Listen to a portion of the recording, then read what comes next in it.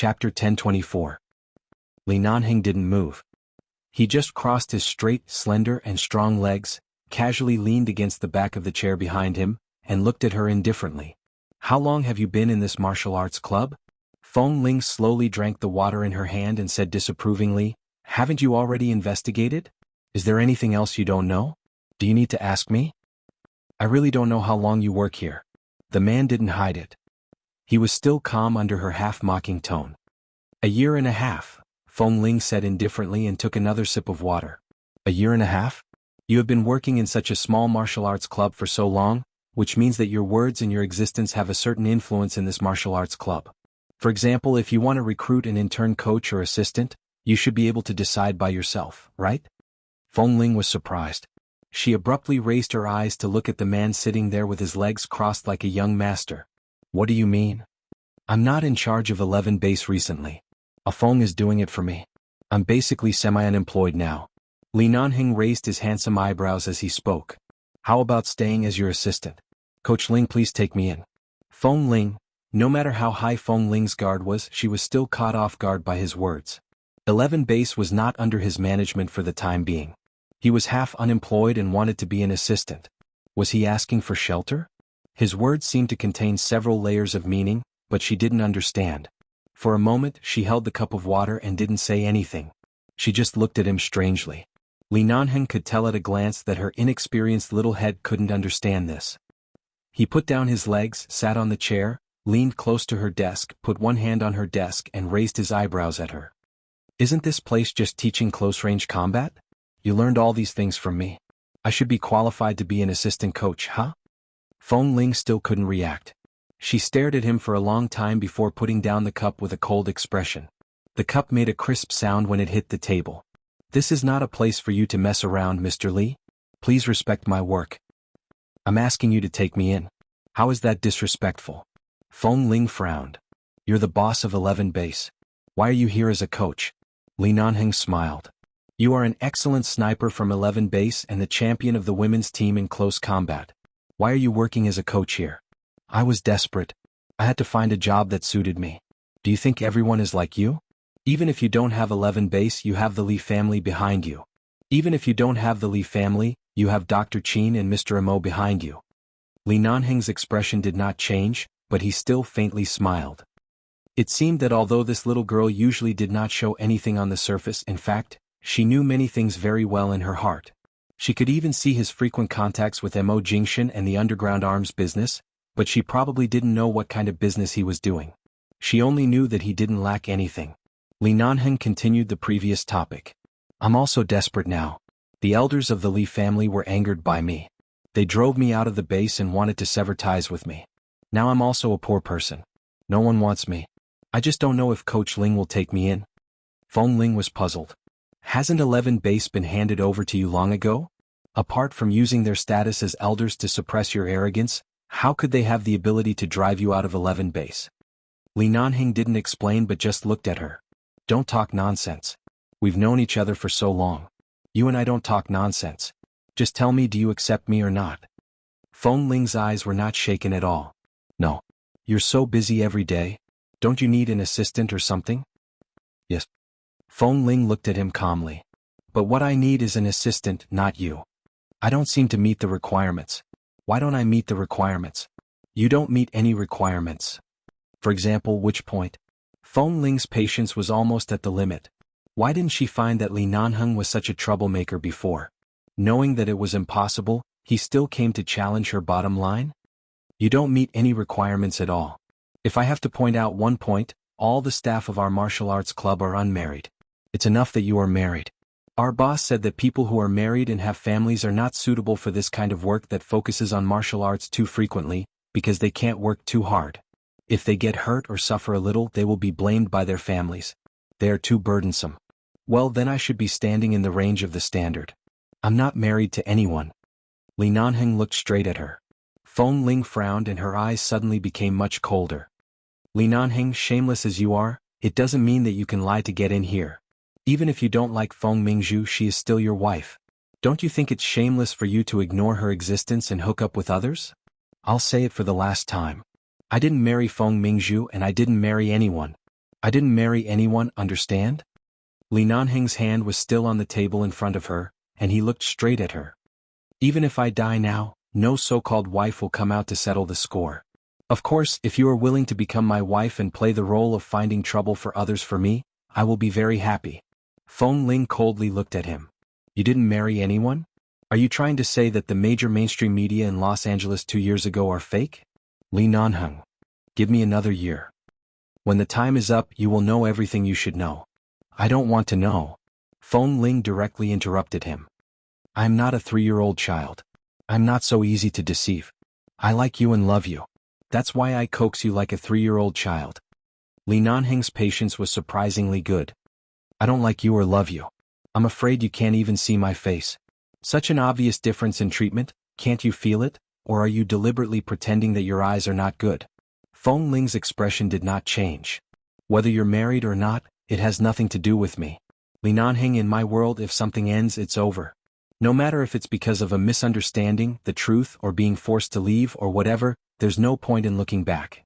Right now, I'm sitting here talking to you instead of angrily asking someone to chase you out. This shows that I'm very calm, so please leave calmly, okay? Baidu read the latest chapter of The Warm Wind is Not as Good as Your Love Claw Bookhouse for free. Chapter 1025. Li Nanheng smiled faintly and said lightly, Isn't the reason why you didn't ask someone to drive me out because you were afraid that they would be hurt? Feng Ling, what are you trying to do? I'm waiting for you to take me in. Do you need me to take someone like you in? Even if I take you in, the result will be the same. There's no possibility between us. Feng Ling had already made her words clear enough. Li Nanheng nodded seriously. Then I'll just take you in. I won't seduce you. I'll be your assistant obediently. How about that? Feng Ling. Written on the man's forehead were the words trap. She raised her hand to her forehead and closed her eyes. Finally, she took out a business card from the drawer and threw it in front of him with no expression on her face. I won't accept it even if you say it until you die. If you want to humiliate yourself like this, the KTV next door is recruiting waiters. I think you meet their standards in all aspects. Li Nanheng sat there without moving. Looking at the business card she threw in front of him, he glanced at her with a puzzled expression. Feng Ling explained to him, This is the phone number of the KTV boss. Li Nan glanced at her with a hint of danger in his eyes. Feng Ling didn't want to talk to him anymore. She stood up and brushed past him with a cold expression. She turned and entered the classroom without looking back.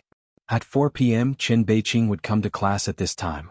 In order to avoid Li Nanheng, Feng Ling did not leave the classroom for the entire afternoon. She was too lazy to ask him if he had left or not. Anyway, she did not have much strength right now, so she simply sat in the classroom and waited for the next class to come. When Qin Beiqing walked into the classroom, he saw that Feng Ling had just handed the empty cup in her hand to a student and asked him to fetch a cup of hot water for her. He took a few glances outside and walked in. You haven't recovered yet and you're already coming to work? Feng Ling glanced at him and did not respond. When the student brought the cup back to her, she thanked him and put it aside. Qin Beiqing came over and was about to touch her forehead when she looked away and glanced at him. What are you doing? Qin Beiqing's hand paused in the air. Realizing that her cold and hard temper made her very resistant to being touched by him, he had to put down his hand.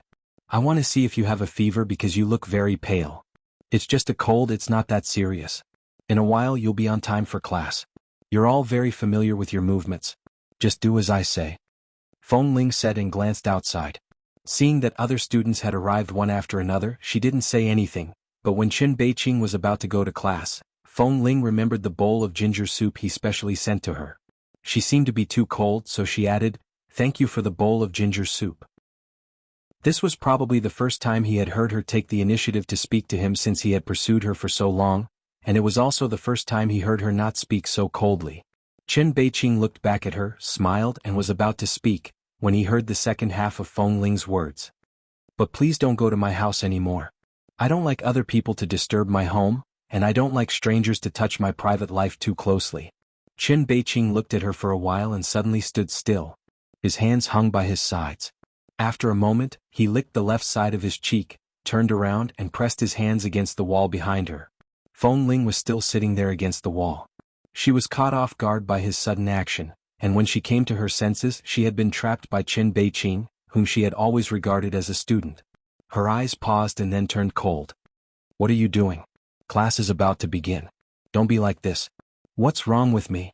I've pursued you for so long, but I haven't even received a smile from you.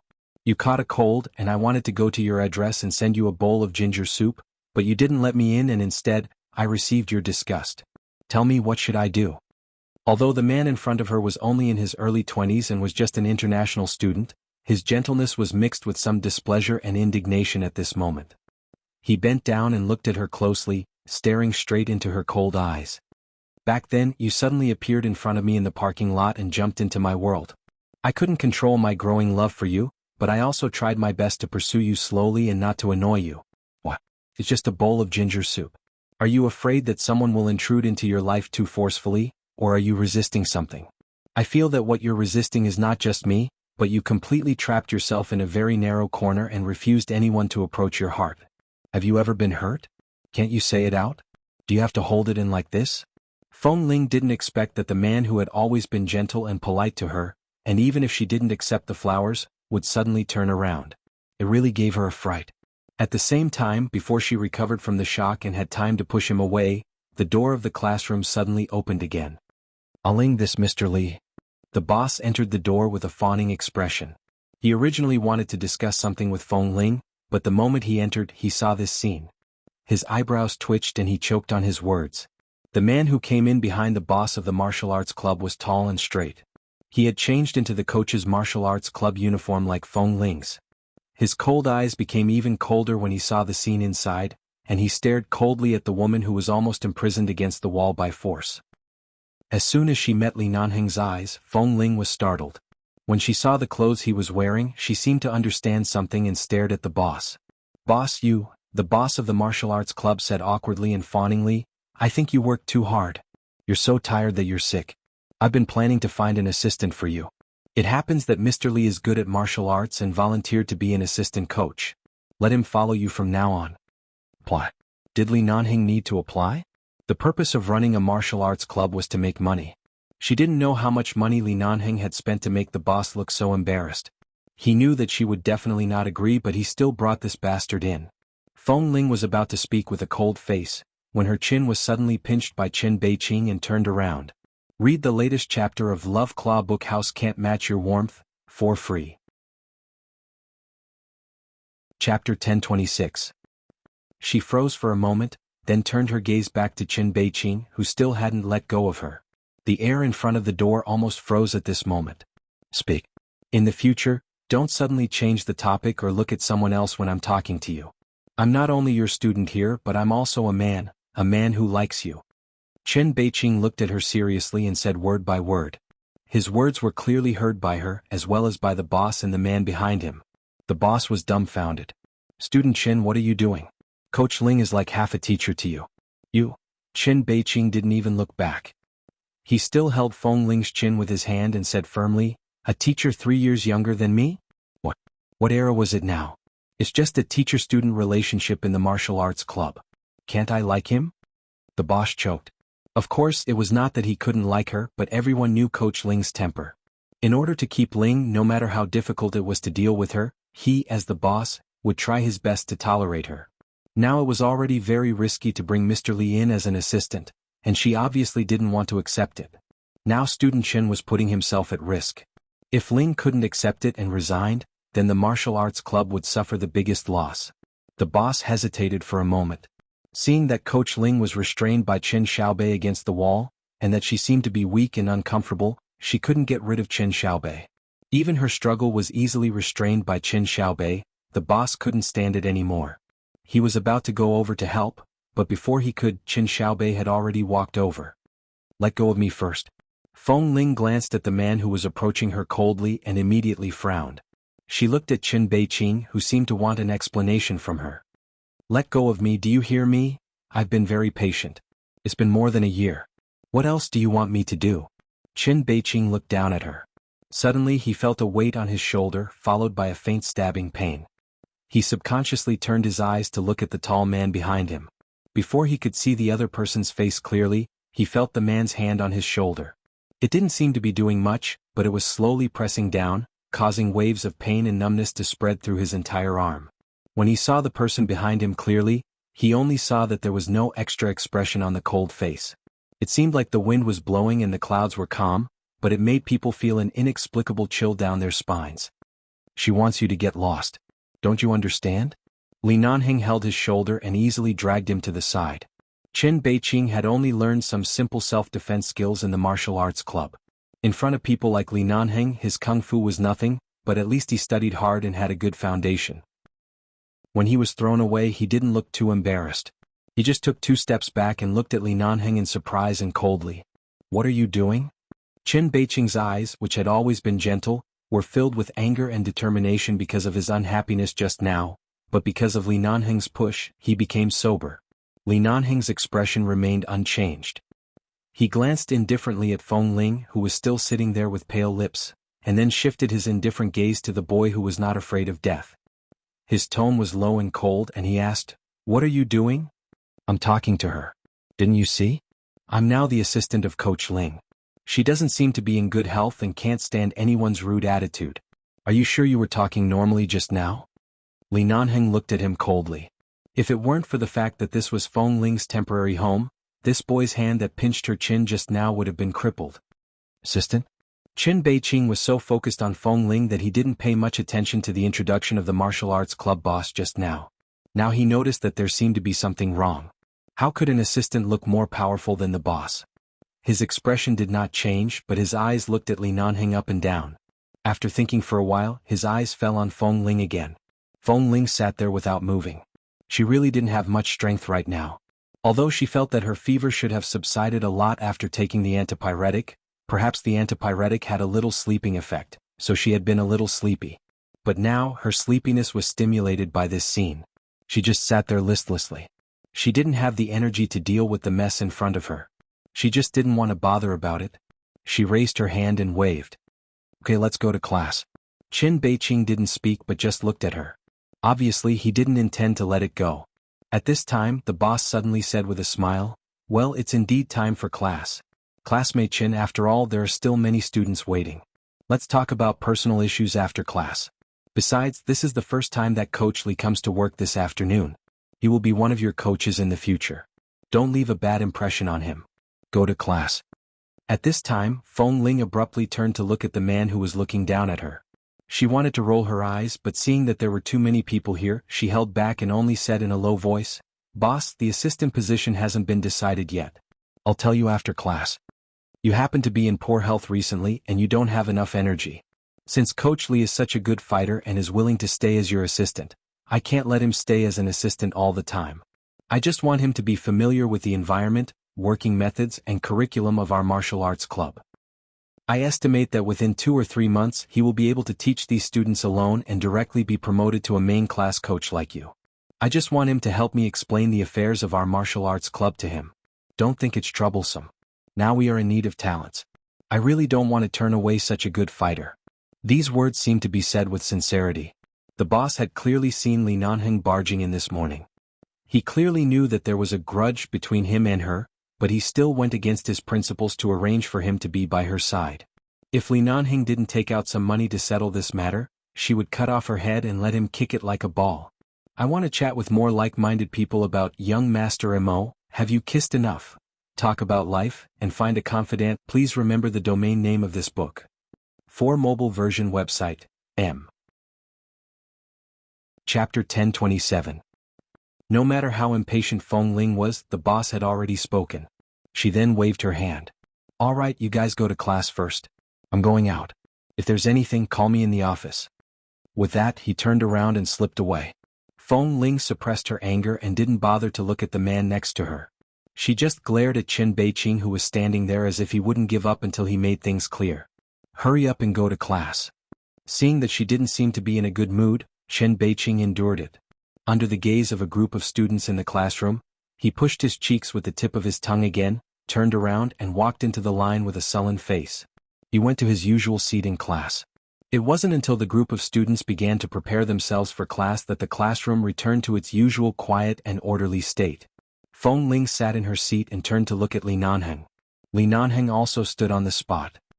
He glanced sideways and lowered his head to look at her. His brows were slightly raised. Seeing his obviously proud expression, Feng Ling glared at him harshly and swallowed the words in her throat. In the end, she said with an ugly expression, "What are you looking at? Do you think it's so easy to be my assistant? Do you think you can get a free salary just by standing here staring at me?" The man smiled faintly. "So, what does Coach Ling need me to do now?" "From the standard basic movements these people are doing, you can tell what they are learning. Go and see for yourself. Whose posture is not standard and whose bad. Go and supervise them." "I'll sit here and rest," Feng Ling instructed coldly. Hearing her commanding tone, Li Nanheng frowned and chuckled. "All right." With that, the tall man walked into the classroom. Looking at the man's back, Feng Ling raised her head and rolled her eyes helplessly toward the ceiling. Then, a few minutes later, Feng Ling heard the screams of several students who didn't perform particularly well. Hearing those screams, she could imagine the scene. "Ah, be gentle. Even if he is a coach, he is just an assistant to Coach Ling temporarily. Besides, you are a newcomer. Do you know how to teach? It hurts so much." "Ah." Hearing the continuous cries inside, Feng Ling closed her eyes. To be personally taught this set of movements by Li Nanheng, the students didn't know whether they were lucky or unlucky. After all, she had learned most of her skills at 11 base and he had taught her a lot. One had to know that this newcomer was not an exaggeration to say that he was their founder. "Ah, my mother, my bones are going to break. Be gentle, help. Coach Ling, help. Help." After half of the class, the students realized that Coach Ling's usual strictness and indifference were very gentle in front of this new assistant coach. This person was the real devil. When Feng Ling felt a little better, she got up and entered, only to see that the group of students were doing push-ups on the ground as if they were better off dead. They were doing the most basic balance training, which was the simplest single-body balance posture. Ordinary people would tremble all over if they couldn't even hold it for 30 seconds. Looking at the current state of the students, it had probably been more than 5 minutes. It was just like when Li Nanheng dragged her out to do devil training in the middle of the night. Especially Qin Beiqing, who had some doubts about Li Nanheng because Li Nanheng had dragged him away just now. It was not that women were very sensitive, but men were also particularly sensitive to certain things. For example, the indifference and hostility of this new assistant coach to him was very obvious. Obviously, it was cruel for everyone to just hold the ground with their bare hands for 5 minutes, and some people couldn't hold it anymore and had already fallen to the ground. And Qin Beiqing didn't just do the same. Li Nanheng stood half a meter away from him and kicked his leg. "Straighten. Lengthen. Your knee is bent. I told you to straighten, can't you understand? Don't shake your hand. You're a big man and you can't even hold the balance for 5 minutes? What kind of man are you?" Qin Beiqing gritted his teeth secretly. He was about to lose his temper, but when he turned his eyes, he suddenly saw Feng Ling standing at the door. He immediately maintained the same steady posture and didn't say anything, but the sweat on his forehead revealed what he had been through. "Li Nanheng, come out," Feng Ling said coldly. Li Nanheng looked back at her and said indifferently, "Coach Ling, what can I do for you? Or are you not satisfied with my way of education?" "No, come out. Let's talk," Feng Ling said and turned to walk to the bench outside the classroom. Li Nanheng didn't move. Out of the corner of his eye, he caught a glimpse of Qin Beiqing's movement. Seeing that Qin Beiqing's leg was about to relax, he suddenly raised his foot and kicked him hard in the leg. Qin Beiqing immediately staggered to the ground in pain and then suddenly raised his head and glared at him. Your movement is not standard. Do it again." Li Nanheng glanced at him coldly and turned to leave. The people around them didn't say much until the tall figure had left. Only then did they all turn around and look at student Qin, who seemed to be especially targeted, with sympathetic eyes. "Well, Beiqing, are you okay?" Qin Beiqing got up and looked down at his leg, which was almost broken by the kick just now. Because everyone else was still doing it and there were surveillance cameras in the classroom, if he stood here for too long, Coach Ling might say something when she checked the surveillance cameras in the classroom, so he bent down and continued to do it. But when he bent down and put his hands on the ground, he looked out, only to see that Li Nanheng had gone out, and he couldn't help cursing. "Damn!" As if feeling the hostile gaze behind him, Li Nanheng didn't stop. When he walked out of the classroom, he suddenly looked back and met Qin Beiqing's unhappy gaze. The two men just looked at each other silently. Qin Beiqing didn't avoid his gaze, nor did he make any unnecessary movements. He just looked at him directly. Li Nanheng put one hand in his trouser pocket and snorted coldly, but the smile didn't reach his eyes. He left. When he left the classroom, he saw Feng Ling standing a few meters away waiting for him. It was just that he had a serious expression on his face, and it was obvious that he wasn't going to say anything nice. I want to chat with more like-minded people about young Master Mo. Have you kissed enough? Talk about life, and find a confidant. Please remember the domain name of this book. For mobile version website, M. Chapter 1028. Feng Ling looked up at him. Hearing that he came out, Feng Ling looked up at him. The man's eyes were so calm that it seemed that he was just working seriously and didn't have any other thoughts at all. She frowned and said, "What do you want?" "I said this place is not suitable for you, and I don't intend to take you in, so you put your hands on my boss, right? Li Nanheng, you don't lack money. What you lack is time. Do you have to waste your time on me?" "Coach Ling," Li Nanheng said indifferently, "isn't it time for class? Are you sure you want to discuss these irrelevant things with me at this time?" Feng Ling paused and then glared at him fiercely. "Don't call me Coach Ling. Then what should I call you?" Li Nanheng smiled faintly. His voice was low and slightly hoarse, but also seemed to be inexplicably bewitching. "Or should I call you boss instead?" Feng Ling. She looked at him as if he was crazy. "How do you feel? Do you have a headache?" Li Nanheng changed the topic at the right time when she was about to lose her temper. Feng Ling didn't look at his concerned eyes, turned her face away expressionlessly, took a step back, sat on the chair behind her and said coldly, "It's just a cold. I won't die." "Then sit down and teach me today's class," the man said and turned to go back. "Wait a minute." Feng Ling abruptly stopped him. "I definitely won't let you stay. If you insist on teaching this class for me, then go ahead. Just treat it as you owe me. But let me warn you, they are all my students and have nothing to do with me. Don't vent your anger on anyone because of your personal anger." Li Nanheng seemed not to hear her. He slowed down for a moment when she spoke, but only for a moment. Then he walked in without looking back. Feng Ling sat outside and raised her hand to rub her aching head.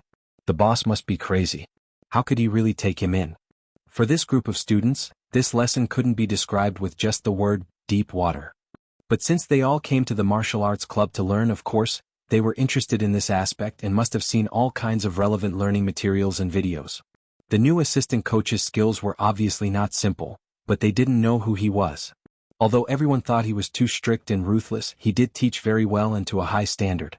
Coach Ling was already the best fighter in the entire martial arts club and the best teacher. But the arrival of this new assistant manager, only then did they realize that there were still people who could be colder, stricter, and more terrifying than Coach Ling. They were also faster, better, and more powerless to resist. It was precisely because of Li Nanheng's ruthlessness that these students still secretly asked for Li Nanheng's phone number, hoping to build a good relationship with this new coach so that they wouldn't be targeted like Chen Beiqing in class in the future. Tsk, speaking of student Chen, what he experienced tonight was simply inhuman torture. He was forced to do balance support training for half an hour, plus other difficult movements, each of which was like picking his bones, but he couldn't refuse and had to listen to Coach Li's instructions. When the class was finally over, he didn't even have the strength to call out Coach Ling's name, let alone think about Coach Ling. He lay on the ground dejectedly, too lazy to move. In the end, he was kicked by Coach Li, who warned him that lying on the ground was too easy and twisted his waist. After intensive training, lying on the ground like this would only distort his tight muscles and joints.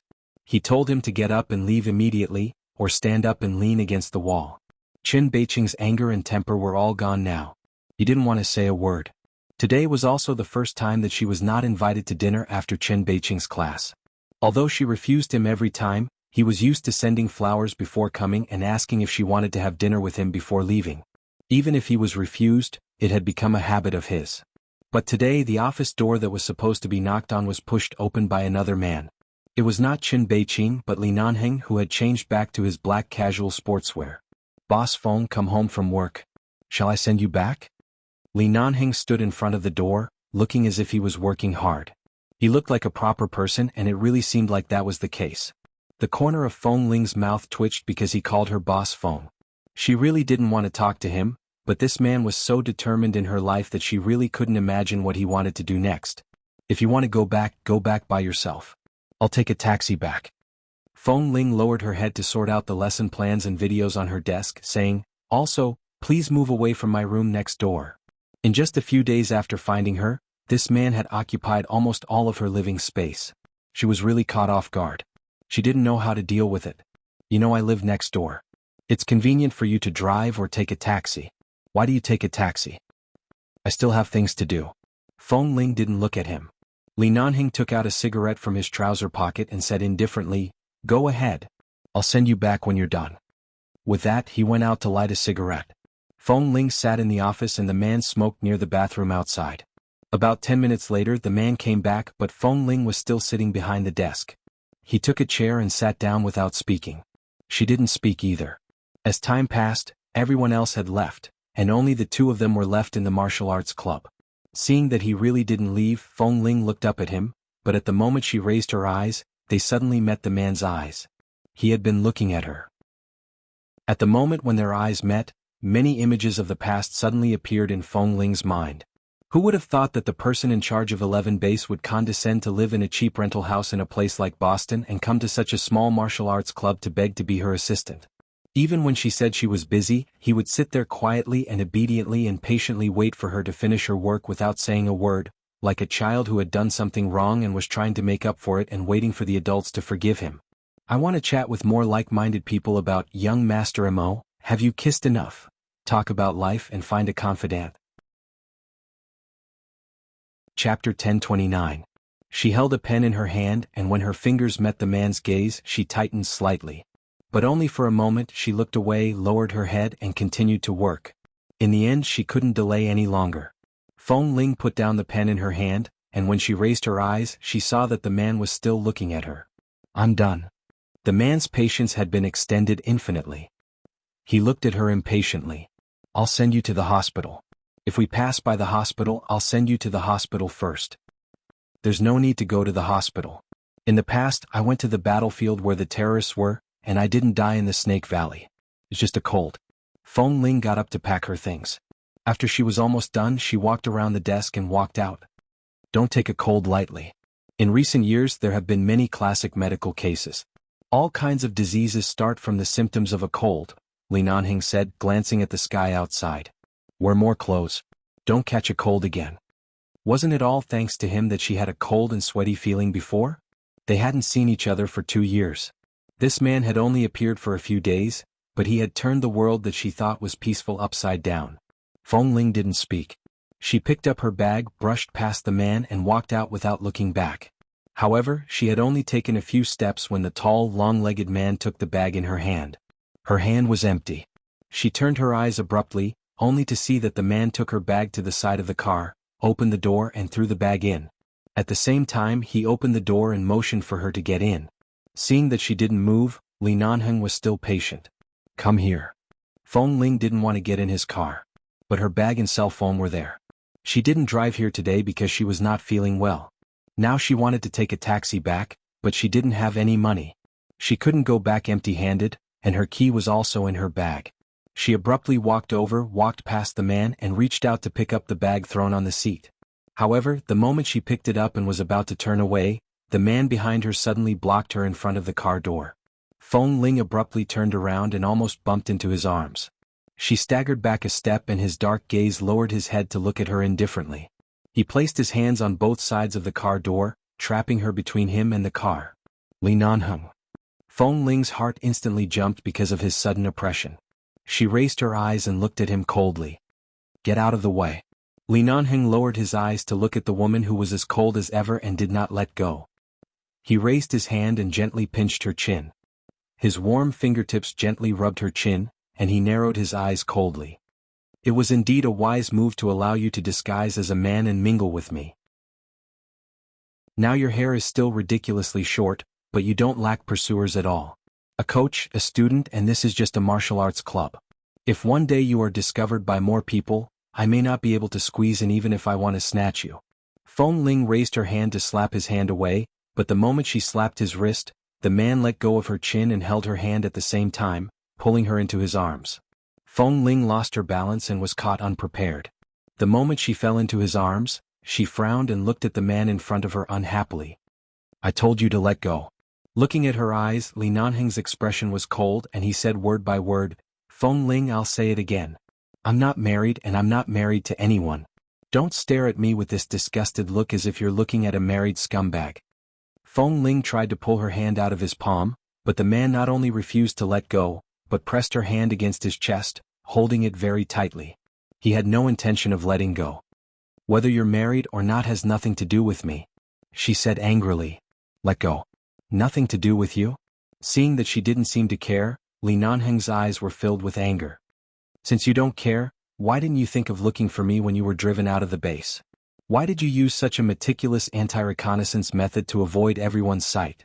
2 years I've been looking for you for 2 whole years. Even if you can't see my sincerity now and you can't forgive me immediately, at least don't look at me like you're looking at a disgusting person.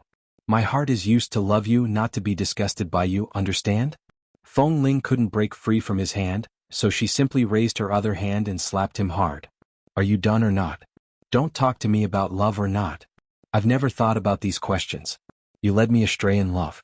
Now I'm just trying to find the right direction in life. Don't think that your charm is so boundless that women will be subdued by you as soon as you appear. Let me tell you, it's useless for me. I just want to live alone peacefully now. I don't have a big goal, and you are not my goal in life. If possible, I can give you the gift you gave to Qin Beiqing today. I want you to stay away from me.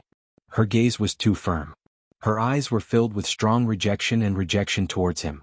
It was as if the fact that he was already married, regardless of whether it was true or not, there was already a layer of frost in her heart. It was as if no one could easily break through her heart that was made of ice. Li Nanheng was silent for a moment and then let go of her hand. Get in the car first. I'll send you back. I won't get in your car. Feng Ling took advantage of the moment he let go of her hand and pushed him. Don't make trouble. You're still sick. The man didn't speak anymore and gestured for her to get in the car with his eyes. Otherwise, he had no intention of letting her go, let alone let her go far away by herself. Feng Ling frowned. I'll only send you back. I won't enter your house. Then I don't need you to send me back. Don't talk nonsense. Li Nanheng's patience finally reached its limit. He looked at her coldly. Get in the car. The two of them stared at each other coldly for a long time. In the end, Feng Ling didn't want to face him like this anymore. She suddenly pushed him away by an arm's length, turned around and entered the car. She slammed the door shut, blocking the man's gaze and the strong familiar scent on him when he was so close to her. Chapter 10:30. On the way back, Li Nanheng didn't say anything. He let her sit in the back and rest with her eyes closed. After sending her home, he watched her enter the house and slam the door, but he didn't intend to come in. After closing the door, Feng Ling locked the door from the inside and buckled the hidden lock inside the door. After making sure that even if he had the key, he couldn't open the last hidden lock outside, she turned back to the bedroom. She took the time to take the thermometer to take her temperature. Although she had taken medicine during the day, it was still more than 38 degrees. No wonder she had been feeling uncomfortable. She went to take a shower. After drying her hair, she inadvertently glanced outside. The light next door had never been turned on. Feng Ling withdrew her gaze and turned to boil water for herself. It had nothing to do with her whether the light was on or not. The next morning, after getting up, she really didn't have the strength to go for a morning run today, nor did she want to make food. She sat on the sofa and closed her eyes for another hour. When it was almost time for work, she got up and was about to go out, when she suddenly heard the sound of a message coming in. She picked up the phone and saw a message from Li Nanheng. Eat less bread, salad and jam during your illness. I bought you Chinese breakfast porridge. She pushed the door open and went out. Sure enough, on the small shelf outside the door there was breakfast. Several round boxes were neatly placed in a plastic bag. She suddenly remembered that when she was at 11 base, Xiao Su once said, Boss Li was a typical arrogant person. Nothing could easily enter his eyes. There were really few people who could be treated and cherished by him so patiently and carefully. Even if they could get a little care and protection from him, they definitely stood at the top of his heart. Feng Ling glanced at those things but didn't take them. She closed the door, picked up her coat, put on her shoes and pushed the door out. She didn't even take a look at the breakfast. She passed by, pressed the elevator and went to work. She arrived at the martial arts club 40 minutes earlier than usual. Seeing that she was early, the head coach asked her if she had had breakfast. When he learned that she hadn't eaten yet, he went to buy her some hot milk and some breakfast biscuits to fill her stomach. At 10 o'clock, Feng Ling was sitting behind her desk eating breakfast biscuits. At this time the office door was pushed open and her new assistant, Li Nanheng, came to report on time. He glanced at the food she was eating and asked without batting an eyelid, "What time does class start?" Feng Ling glanced at him. She didn't expect him to actually plan to work here. She glanced at the time, picked up another biscuit and said coldly, "Right away." However, when he was about to change his clothes, He glanced at the breakfast biscuits on her table out of the corner of his eye. At the same time he saw a bag of the same biscuits on the head coach's desk next door. His eyes turned cold and he turned to leave. In the past 10 days, Li Nanheng was taken in by the boss of the martial arts club. The one who suffered the most was Qin Beiqing, who was tortured every time he came to class. In particular, Qin Beiqing habitually asked someone to send flowers to Feng Ling before class. Previously, the flowers were picked up by the cleaning auntie and placed in the vase as decorations. Now he couldn't even enter the martial arts club.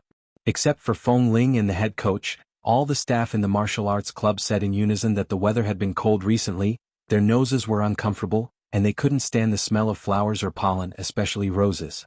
In the past 10 days, Feng Ling saw the warm breakfast outside the door every morning and walked by expressionlessly as usual. She didn't eat a bite, but she still saw the breakfast outside the door on time every morning. Every night, in order not to be forced into the car again, she drove to and from work by herself.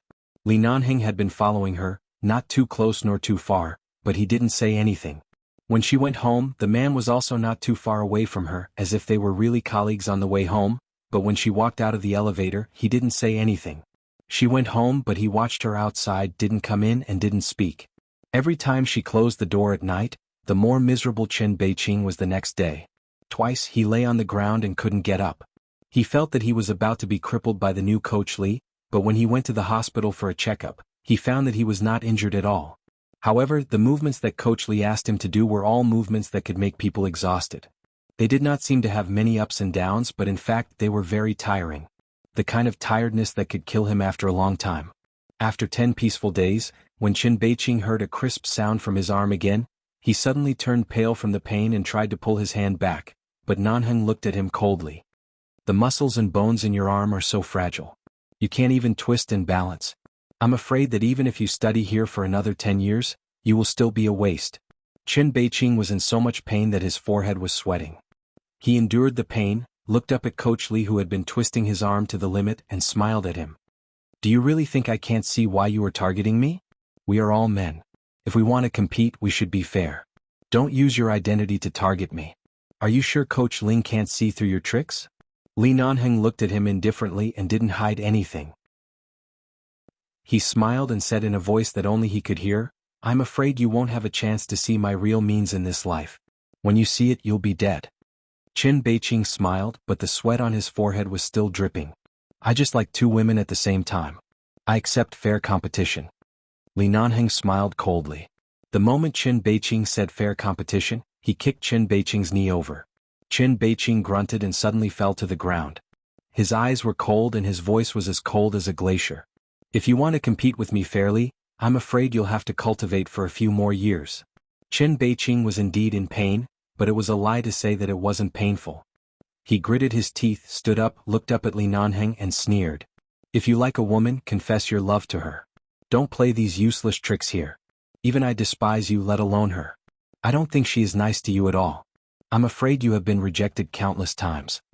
However, with another kick, Qin Beiqing staggered and fell to the ground again. Chapter 1031. Qin Beiqing endured the sharp pain all over his body. The moment he raised his head, he heard the man's condescending and cold voice.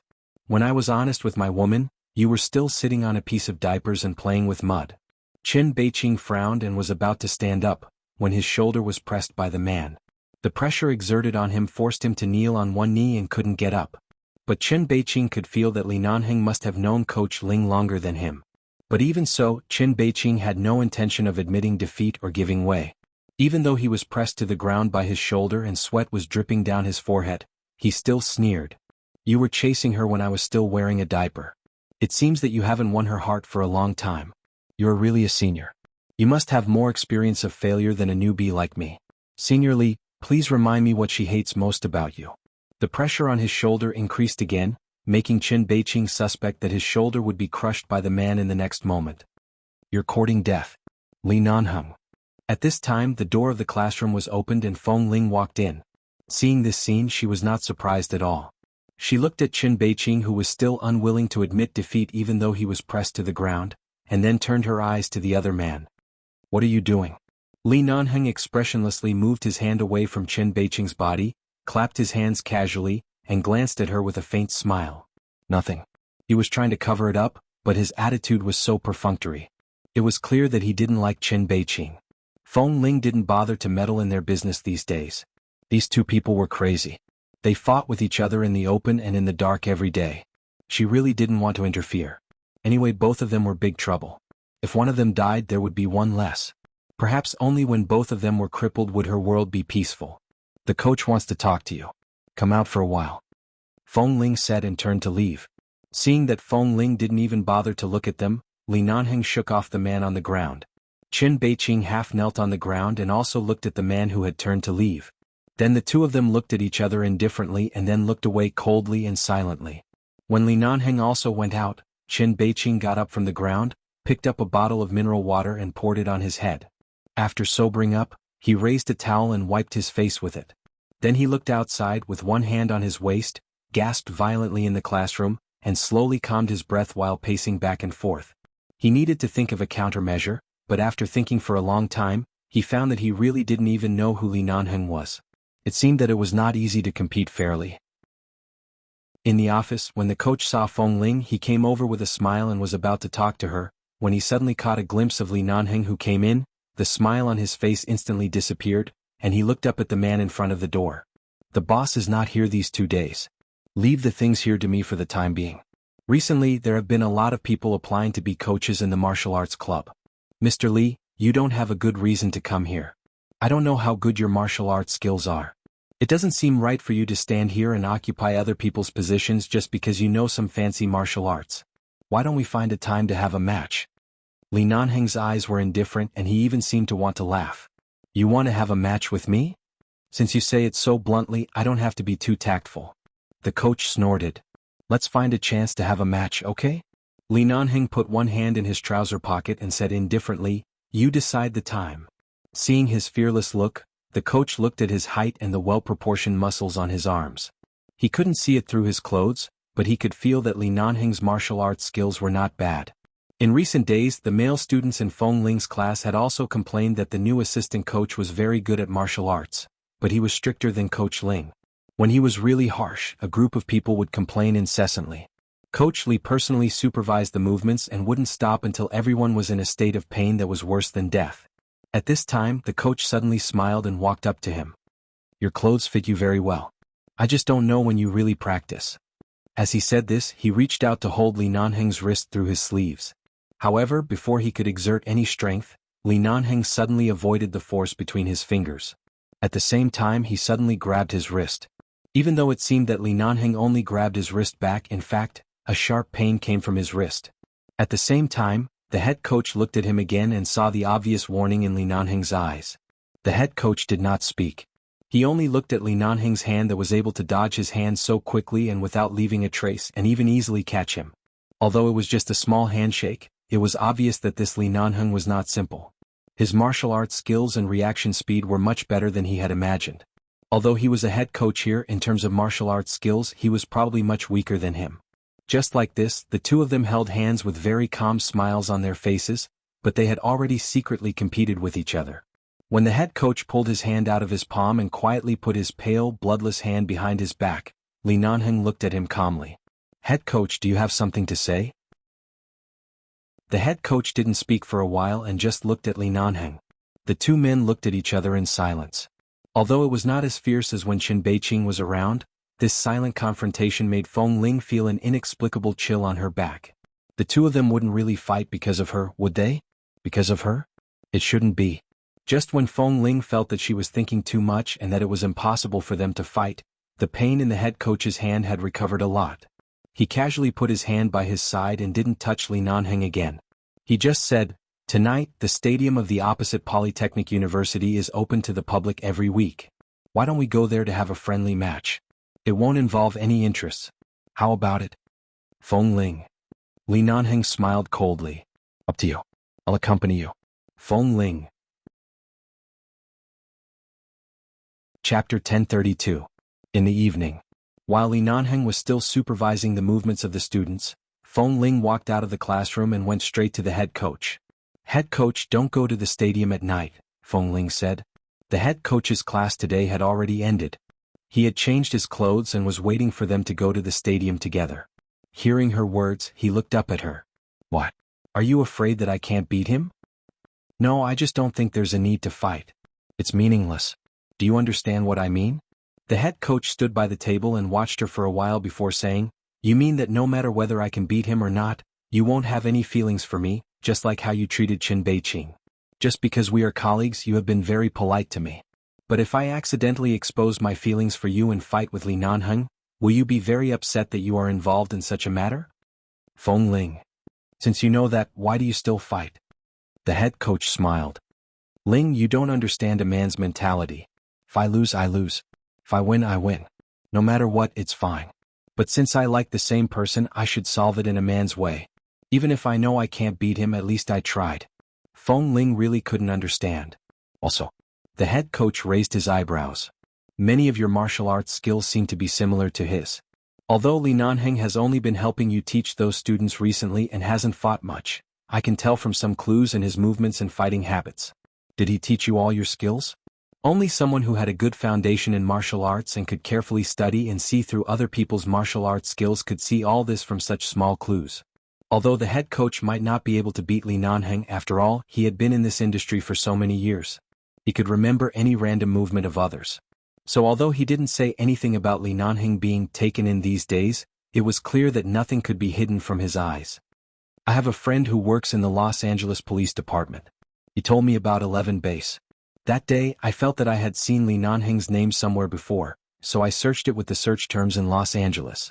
Although I couldn't find much information about the Li family on the internet, and most of the information about 11 Base was confidential, I still saw Li Nanheng's name in the legal database of 11 Base.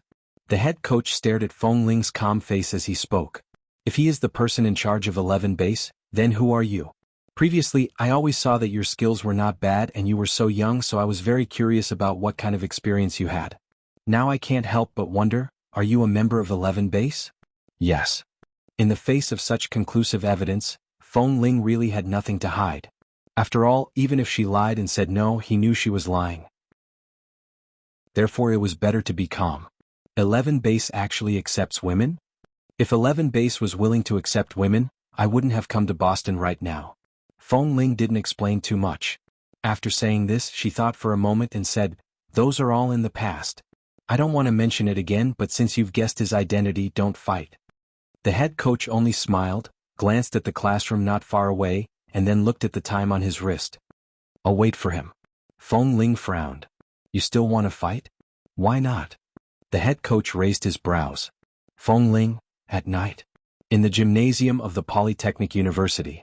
In Feng Ling's eyes, the fight between the two men was too childish and strange. She really couldn't figure it out. Both of them were grown men in their 20s. Li Nanheng usually disdained to fight with others, and the head coach was usually the steady type, but they actually hit it off and ran over to fight as soon as they said they were going to fight. She couldn't be bothered to go to the stadium and directly drove home. After entering the house, she directly locked the door, too lazy to pay attention to the two lunatics. In the stadium, the two men didn't fight for long. The head coach knew he couldn't win and kept defending. Li Nanheng could also see that the other party was also testing him, so his attacks were very perfunctory. In the end, after spending more than an hour, there was no result. The two tall and long-legged men finally couldn't be bothered to fight anymore. They both lay on the ground of the stadium, panting. They didn't continue fighting, nor did they speak. They just lay there watching the lights above the stadium. It's really my honor to be able to compete with the boss of 11 Base here. The head coach looked at the lights above and said while panting, I thought you wanted to directly come here to cripple me. I didn't expect you to be letting me win. Li Nanheng also only panted a few times. He lay there and snorted disapprovingly. You really know quite a lot. I also just learned that you are the boss of 11 Base. At first I was indeed shocked, but thinking about Ah Ling's skills, I was already amazed. Your appearance and your identity as the boss of 11 Base only made me finally understand where she learned her skills from. As expected of the famous 11 Base. Even a little girl can learn such good skills. If I wanted to go because of the fame, I wonder if they would still accept me at my age? The head coach said while smiling. Li Nanheng didn't answer but just looked at the lights above indifferently. There was a moment of silence. Finally, the head coach stood up, sat on the spot, and looked at the empty stadium, saying, Although I don't know why Ah Ling left your 11 Base, in my impression when she first came to our martial arts club a year and a half ago, She was so quiet that many of us wondered if she had a personality defect. Later we found that although the way she taught the students in class was strict and indifferent, she was very meticulous and taught well. Over time, we confirmed that she just didn't like to communicate with others and never liked to talk nonsense. Moreover, she was very defensive and wouldn't get too close to anyone.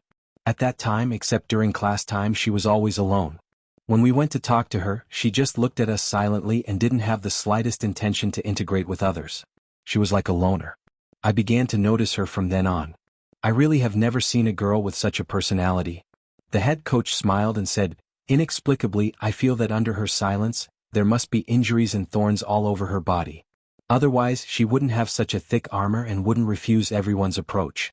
I have always been wondering what kind of experience she had."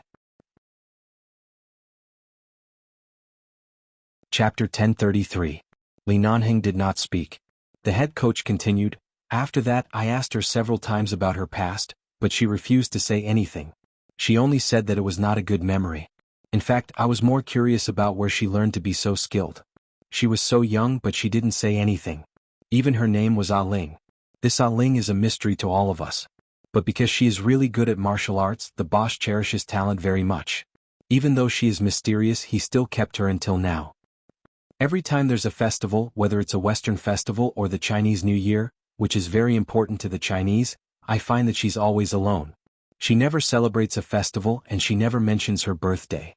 She goes to work and gets off work on time every day, and she still doesn't communicate with others. Now that we've known each other for a while, she occasionally talks to me, but it's all about work. She still doesn't talk about anything outside of work. If it weren't for you, Mr. Li, I would never have thought that this young girl used to be a member of 11 Base. Now that I know where she came from, I'm even more curious.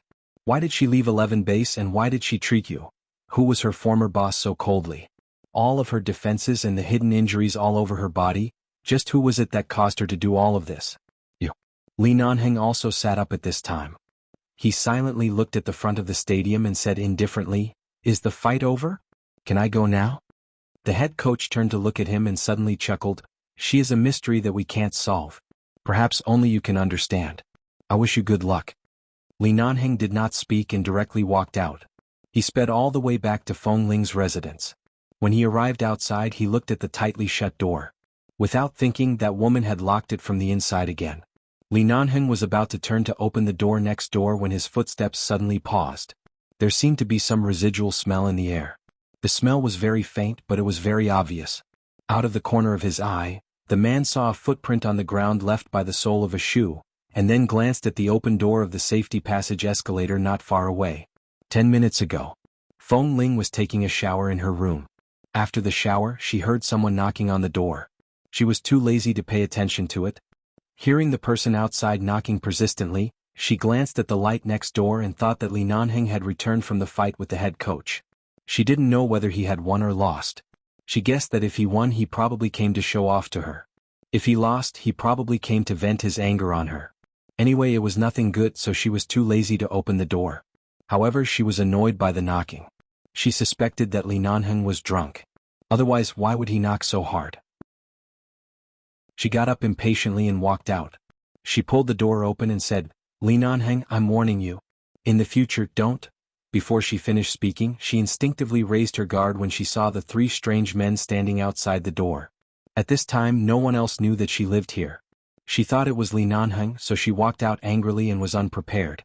When she subconsciously wanted to close the door, the 3 people outside the door had quickly stepped forward and held her shoulders. When she struggled to fight back, another person directly pressed her against the door, picked up a slightly wet square cloth, and pressed it against her nose. The moment Feng Ling smelled the smell, she instinctively held her breath. However, because she took a breath, she was dazed for a moment. At this moment, the 3 men pressed her hands and feet and then pressed the cloth between her nose and mouth.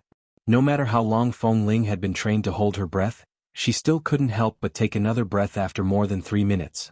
This second breath caused her to completely lose the strength to struggle. Earlier, she barely had the strength to raise her foot to kick them. At this moment, she fell down powerlessly. Seeing that she had lost the ability to resist, the 2 men behind her raised their hands and slammed the back of her neck. When the woman in front of them suddenly fell down softly, they looked at each other, carried her up, and slammed the door shut. In case they bumped into someone in the elevator, They opened the door of the escalator and quickly took her away. The night was beautiful. On a deserted road somewhere in Boston, a black car sped wildly. In the car, 3 men looked at the short-haired woman whose hands and feet were tied and lying motionless on the back seat. Is this the girlfriend that the Chin family's brat has been pining for? I'm not sure if she's his girlfriend, but he definitely likes her. I've observed for a long time. That brat orders flowers and sends them to her every day. Every day he goes to that martial arts club just to catch a glimpse of her. In short, if we want the Chin family's brat and his father to hand over the thing, it's useless to find them. We might as well take this woman away. Based on that brat's feelings for her, he definitely won't sit back and do nothing. Was it this woman who stopped our men a year ago? Yes, it's her. This chick's skills are not bad. Otherwise, why would the 3 of us be sent to deal with her? On the road at night, the car sped forward. At the same time, a black Hummer suddenly appeared in the restless night. It chased closely behind the car, getting faster and faster. By the time the people in the car noticed that there seemed to be a car chasing behind them, the black Hummer had already rushed over at a crazy speed. The speed of their car was already very fast, but in the end it couldn't outrun a model like the Hummer. They stepped hard on the accelerator but were still overtaken by the Hummer in an instant. The moment after the Hummer overtook the car, the black Hummer suddenly stopped in the middle of the road with a decisive momentum. Just as the 2 cars were about to collide, the 3 people in the car screamed in horror and hurriedly stepped on the brakes. However, because the speed was too fast and the distance was too close, they couldn't stop the car too quickly. The whole car directly crashed into the black Hummer. The Hummer's body was very big. In front of this small car, it couldn't be easily shaken. With a bang, there was a violent impact. At the moment when the front of the car was dented, the Hummer's door only caved in a little. In an instant, the surrounding air was filled with the smell of gasoline leaking from the fuel tank and a faint smell of gunpowder. The 2 cars collided violently. When the 3 people saw that they couldn't stop, they hurriedly shrank back. They were almost unable to breathe because of the airbag. Chapter 1034. Feng Ling, who had been unconscious in the back seat, abruptly fell to the ground due to the impact. Her head hit the car door hard. She suddenly frowned and opened her eyes with some difficulty. Her vision darkened, but the smell around her and the situation around her allowed her to quickly figure out the situation in front of her in a severe coma and dizziness. Feng Ling tried to struggle but found that she had no strength. Her hands and feet were also tied tightly. In the darkness of the car, she turned around and saw the airbag popping out and the 3 people who struggled out of the airbag and cursed under their breath. Her impression of the 3 people returned to the moment when the door opened, and she immediately frowned. Fuck, where did this bastard come from? Did he rush out to block the road without a care for his life? One of the people who had just struggled out of the airbag cursed and reached out to grab a long steel rod under the back seat. He directly pushed open the deformed car door and rushed out. Feng Ling didn't move and they didn't find that she had woken up. They each picked up whatever they could hit, endured the sharp pain from the impact and all got out of the car. Feng Ling didn't know what had happened outside. She was suddenly woken up and her entire body was in pain. However, if it weren't for the intense pain from the impact, she most likely wouldn't have woken up under the strong effects of the drug. Although she was awake, her body didn't have any strength at all. She secretly observed the surroundings and slowly moved her bound hands and feet, trying to break free. However, she found that the rope was very tight and there was no space for her to move. The 3 people who got out of the car looked at the car that suddenly rushed over to block the road in front of them. The black Hummer was unaffected except for a slight dent in the door. Even the windows were still tightly closed and there was no damage. In the dark night, the black Hummer was like the god of death from hell. It was motionless, but it seemed to be permeating with a coldness that sent chills down one's spine. Let's go see where this bastard came from. This car seems to be a modified Hummer. Even if this model is very sturdy, it's too sturdy. Is it a military car? Even if it's a military car, it has to call us Dad here. Let's go see. Go. The 3 of them were holding steel rods and various weapons that they had hidden in the car. They even had 2 guns on their waist. Seeing that the car was not moving, they approached it hesitantly. Just as the person walking in front suddenly gathered his courage and was about to pull the door open, the driver's seat door suddenly opened and even slammed outwards with great force, causing the person who had just walked to the door to feel a pain in his chest. He took a few steps back awkwardly and was supported by 2 people who rushed over from behind. The 3 of them raised their heads at the same time and saw a tall and straight man get out of the car. His gaze seemed to have no trace of warmth at all as he slammed the door with a bang. Then he stood on the spot and glanced at the person in front of them with clear eyes. "Who are you? Why are you blocking our way?" This man didn't seem to be a simple character, but they had only done some shady business with the Chen family in Boston. They didn't remember provoking the man in front of them. Moreover, the Hummer didn't look like someone from an ordinary place could drive it. They instinctively felt that they had to be careful. Li Nanheng coldly looked at the deformed car in front of him, and his ink-black eyes were icy cold. "Put my people down." The three people were startled, exchanged a few glances and turned to him at the same time suspiciously. "Your people? I have no interest in entangling with a group of small characters like you. Let my people go. I won't interfere with your disputes with other families." Li Nanheng expressionlessly walked in the direction of the car. Because of his movement, the three people tightened their grip on the steel rods in their hands and subconsciously took precautions. However, the man didn't even look at them. The car was leaking gasoline drop by drop and was likely to spontaneously combust. Feng Ling was still inside. Li Nanheng quickened his steps as if there was wind behind him. At the moment when one of them thought he was going to do something and suddenly raised his rod to rush toward him, Li Nanheng raised his arm and slapped him away without looking back. Then he raised his foot and kicked the other person away. At the same time he quickly walked to the car door, pulled it open, opened the door and entered. Sure enough, Feng Ling was lying inside. The moment the car door opened, Feng Ling, who had been struggling to untie the rope, turned her eyes and met the man's eyes.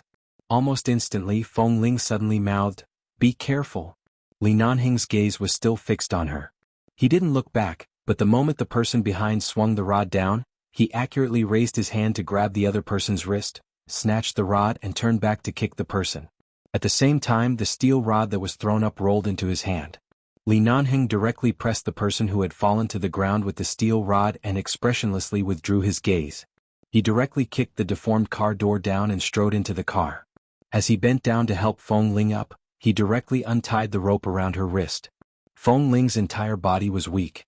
The moment the man helped her up, she felt the warmth of his hand. She didn't speak but just looked at him. Her eyes were slightly red from the drug, but at least she could see the man's face clearly. "How did you know that something happened to me?" Her voice was very low and she couldn't muster much strength. "Let's get out of here first." The man's voice was heavy. The moment he untied the rope around her wrist, he saw that the rope around her feet was even tighter. With an ugly expression he was about to carry her out of the car. All of a sudden, another steel rod was swung down from the other side. Feng Ling was about to shout for him to be careful, but before she could, the man had already dodged with her in his arms. However, in order not to fall he could only turn his back. The steel rod abruptly smashed down on the back of the man's neck. Even though Li Nanheng didn't make a sound, Feng Ling knew that the back of his neck was the most vulnerable part. When the man turned around with her in his arms, he staggered for a moment, but in the next instant, he held her firmly and did not let her fall. Feng Ling didn't have the slightest bit of strength to do anything. She could only watch as the man's face turned much paler in the dark night. However, he held her with one hand and pulled out the steel rod with the other, directly smashing it down on the head of the person by the car. Chapter 1035. "Ah, mother asterisk cur." The person whose head was smashed cried out in pain. His face was covered in blood as he raised the stick in his hand and rushed forward. Feng Ling could barely keep her eyes open, but she tried her best to stay awake. She could only feel that everything in front of her was spinning. Even though Li Nanheng was only holding her with one arm, he was still very stable. While holding her and dodging, she could still feel his nimble footsteps as he fought back. Even if she was a big burden in his arms, he just carried a 90-kilogram sandbag in his arms like when he was training in the base.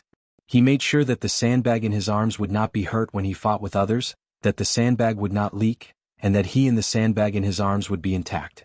All of this was obviously quite simple for Li Nanheng, especially when the three opponents were just ordinary people. They only had steel rods and knives in their hands. Even if they had guns, they were obviously not good guns.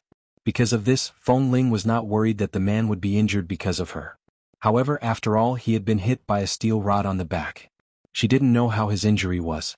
Although she felt that his movements were not slow, Feng Ling still looked at the man who had been holding her firmly in his arms and said softly, "Don't get hurt." Li Nanheng kicked back again and vaguely heard the low warning in his arms. He took a moment to look down at her, only to see that Feng Ling leaned her head against his chest and closed her eyes from time to time because of the knockout powder. He smiled slightly and held the woman more firmly. He dodged the man who rushed over with a knife and slashed back with one hand, knocking the knife in the man's hand to the ground. He then picked up the steel rod in his hand and hit the man's shoulder, arm and abdomen several times. In just 3 to 5 minutes, Feng Ling felt that Li Nanhing didn't need to retreat at all. The deformed car behind him was enough for him to support himself. He carried her and rolled over the car. He then placed Feng Ling, who was frowning because of the dizziness, on the ground. He got up and grabbed one of the men's wrist. In an instant, there was only the sound of bones cracking and the man's heart-wrenching scream. Then the man hit the man's abdomen hard with his elbow until he spat out blood from his mouth. The man threw him to the other 2 men in disgust. He fell to the ground, staggered, struggled, and then lay there without the strength to move again. His broken wrist trembled on the ground and he groaned in great pain. When the other 2 saw this, they were about to pull out their guns, but they didn't expect that at the same time, the man in front of them, who was obviously at a disadvantage in a one-on-one fight, had already raised a gun and was pointing it at their heads. The 2 of them stared at the black muzzle in disbelief. Then they glanced at their comrade who was twitching in pain on the ground. That gun. Did he snatch it from him when he was beating up their comrade? What a fast hand speed. Seeing that even the gun was in his hand, the 2 men looked back at the deformed car behind them and then at the man on the ground. At the same time, because of their injuries, they hesitated and took 2 steps back. This group of people only had conflicts with the Chin family in Boston and had nothing to do with 11 Base or the people in Los Angeles. They didn't know who the man in front of them was, but instinctively felt that they shouldn't fight anymore. They should run. Otherwise, not only would they fail to complete the mission, but the 3 of them would also die here tonight. Li Nanheng looked coldly at the 2 men who had begun to retreat, and his men had begun to pull the trigger on the gun. The 2 men were so frightened that their legs turned to jelly and they took a few steps back. They clenched the steel bars and knives in their hands and hesitated whether to pull out their guns or run away, when Li Nanheng suddenly shot one of them in the wrist. As the man screamed and the steel bar in his hand fell to the ground with a clang, Li Nanheng's eyes were cold. Get out. Even if it was just a very light word, the 3 men who were injured to different degrees felt a chill in their hearts. The 2 men endured the great pain of their wounds, pulled up their companion on the ground, and then looked at the gun in Li Nanheng's hand in horror. There were still a few bullets in the gun. They knew very well that if this man wanted to kill them, none of them could escape. When the 3 men rolled and crawled along the road and limped away, Li Nanheng looked in their direction coldly, put down the gun and looked back at Feng Ling, who was sitting against the deformed car with her eyes open and closed. Although Feng Ling couldn't stay awake, she could feel that she was basically out of danger now. She opened her eyes again and saw that the man had come back. When he bent down, he carried her in his arms without saying a word. She leaned against his arms, pressed her head weakly against his shoulder and closed her eyes. She wanted to speak but couldn't muster the strength. The man expressionlessly carried her past the deformed car and walked back to the black Hummer, which only had a slightly damaged door. He carried her in, placed her in the passenger seat and helped her fasten the seatbelt. Feng Ling sat there and opened her eyes to look at him. The man didn't speak. After fastening the seatbelt for her, he took off his coat and folded it into a long square to cushion the back of her neck. This way, when she could barely sit still, she could lean more comfortably.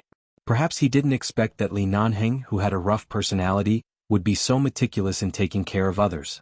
Feng Ling glanced at him and the man had already closed the car door. It wasn't until the man walked around the car and sat in the driver's seat that Feng Ling turned to look at him. But from this angle she could only see the man's firm chin and his cold, slightly pale face. Although the paleness was not very obvious, it was impossible for him to not feel the blow on the back of his neck. After all, she was almost kidnapped. After all, she had just been saved by him. Right now, she couldn't say anything to save face or thank him. She just looked at him until the man started the engine and took her away from the road, away from the car that had been completely deformed. The tall black Hummer sped on the road. At this moment, Feng Ling's entire body had relaxed. She allowed the drug that had been keeping her awake to take effect again and closed her eyes to fall asleep. I want to chat with more like-minded people about rebirth of a warm marriage, sweet wife, new release, about life and looking for a confidant. Chapter 1036. When Feng Ling woke up again, she had already returned to her bed at home. Her head was still a little dizzy, but at least it was only the after effect of the drug and she did not feel much pain. She sat up on the bed and looked around. Then, she lowered her head and saw that the clothes she was wearing had not changed. It was still the one she was wearing when she was knocked out and kidnapped. At that time, she had just taken a shower and changed into a loose and comfortable set of clothes. This was the one she was wearing. She got out of bed and walked out of the bedroom. Every room was empty and there was no trace of Li Nanheng. If it weren't for the fact that she was still a little dizzy and the smell of the drugs still lingered in her nose, she would have thought that what happened before was just a nightmare and nothing had happened. However, it was not a dream. Feng Ling thought for a while, walked out, opened the door and looked at the door next door. She saw that the door was closed and she could not see any movement inside. She stood in front of the door for a long time and then turned to look at the night outside the window. She must have slept not long after being sent back. The sky was still dark and it was now 2:30 in the morning. If it weren't for the fact that Feng Ling was suddenly drugged, she might have been able to deal with this kind of sudden kidnapping, but after all, she was drugged. If it weren't for Li Nanheng's timely arrival, she didn't know where she would be now. But after all, when she was in 11 base, she had encountered situations several times more dangerous than tonight. This kind of small matter was obviously not worth mentioning to Li Nanheng. So it seemed that there was no need for her to thank him. Feng Ling silently took a step back and was about to close the door when her hand paused. In her mind, the deformed car door was suddenly kicked open by the man, and the man rushed into the car to pick her up and turned to leave. Because he had to take care of her, he could only turn around and was hit hard by the rod. Although that kind of steel rod wouldn't be life-threatening as long as he was properly guarded, the rod had hit a very vulnerable and fatal place on the back of his neck. If Li Nanheng hadn't dodged in time, he might have been knocked unconscious by that blow. No matter what, the place that was hit wouldn't be a light injury. Feng Ling's hand paused on the doorknob for a moment. A moment later, she walked out and was about to knock on the door next door when she suddenly heard the door behind her close automatically. Feng Ling, she looked back at the door of her house behind her. She seemed to have forgotten to bring her keys with her. Feng Ling stood alone in the corridor under the automatic sensor lights. After a moment of silence, she walked over and knocked on the door. After knocking a few times, it was still very quiet inside. Then she knocked again. About half a minute later, she heard footsteps coming from the other side of the door until the door was opened. The man inside the door had already showered and changed his clothes. His hair was clean and fluffy and he looked like he was ready to sleep. He only glanced at her outside the door. Without saying a word, he let go of the door and turned to walk in. Seeing that he intended to let her in, Feng Ling couldn't go home right now. After all, she didn't bring her keys. If she wanted to go back, she would probably have to ask Li Nanheng for his backup key. She walked in and stared at the man's back. She was not in the mood to observe the decoration and environment of his room. She didn't care whether this house was rented or bought by him. These were not the focus of her attention. Is the injury serious? She walked in and closed the door, then went straight to the point. Li Nanheng casually picked up a box of cigarettes on the coffee table, tilted his head and lit it. He then looked back at her and asked as though nothing had happened, "What injury?" Feng Ling walked over and stood about a meter in front of the man. She looked at his face that was still slightly pale even after taking a shower and resting for a while. Even through the white disguise he spat out to cover up everything, she could still see it clearly. "Although I was drugged at the time, my mind was still clear. The blow you received wasn't light." "Is that so?" Li Nanheng narrowed his eyes and took another puff of his cigarette. He said disapprovingly, "There are no wounds or blood. It's a small injury.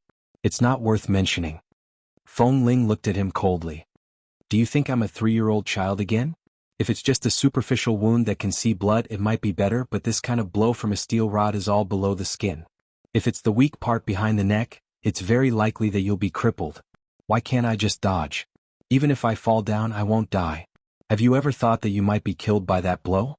Li Nanheng glanced at her, his expression calm. "Even if I die, I won't let you fall down." Feng Ling looked at him speechlessly. "I won't be touched. And I know." The man took another puff of his cigarette. His expression was deep, as though he knew how heartless and unscrupulous she was.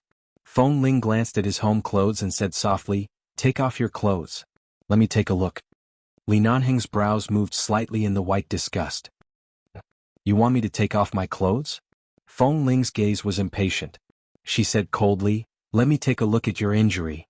The man did not move. He just stood there quietly and curved his lips lightly. "There's no need to look. I said it's a small injury.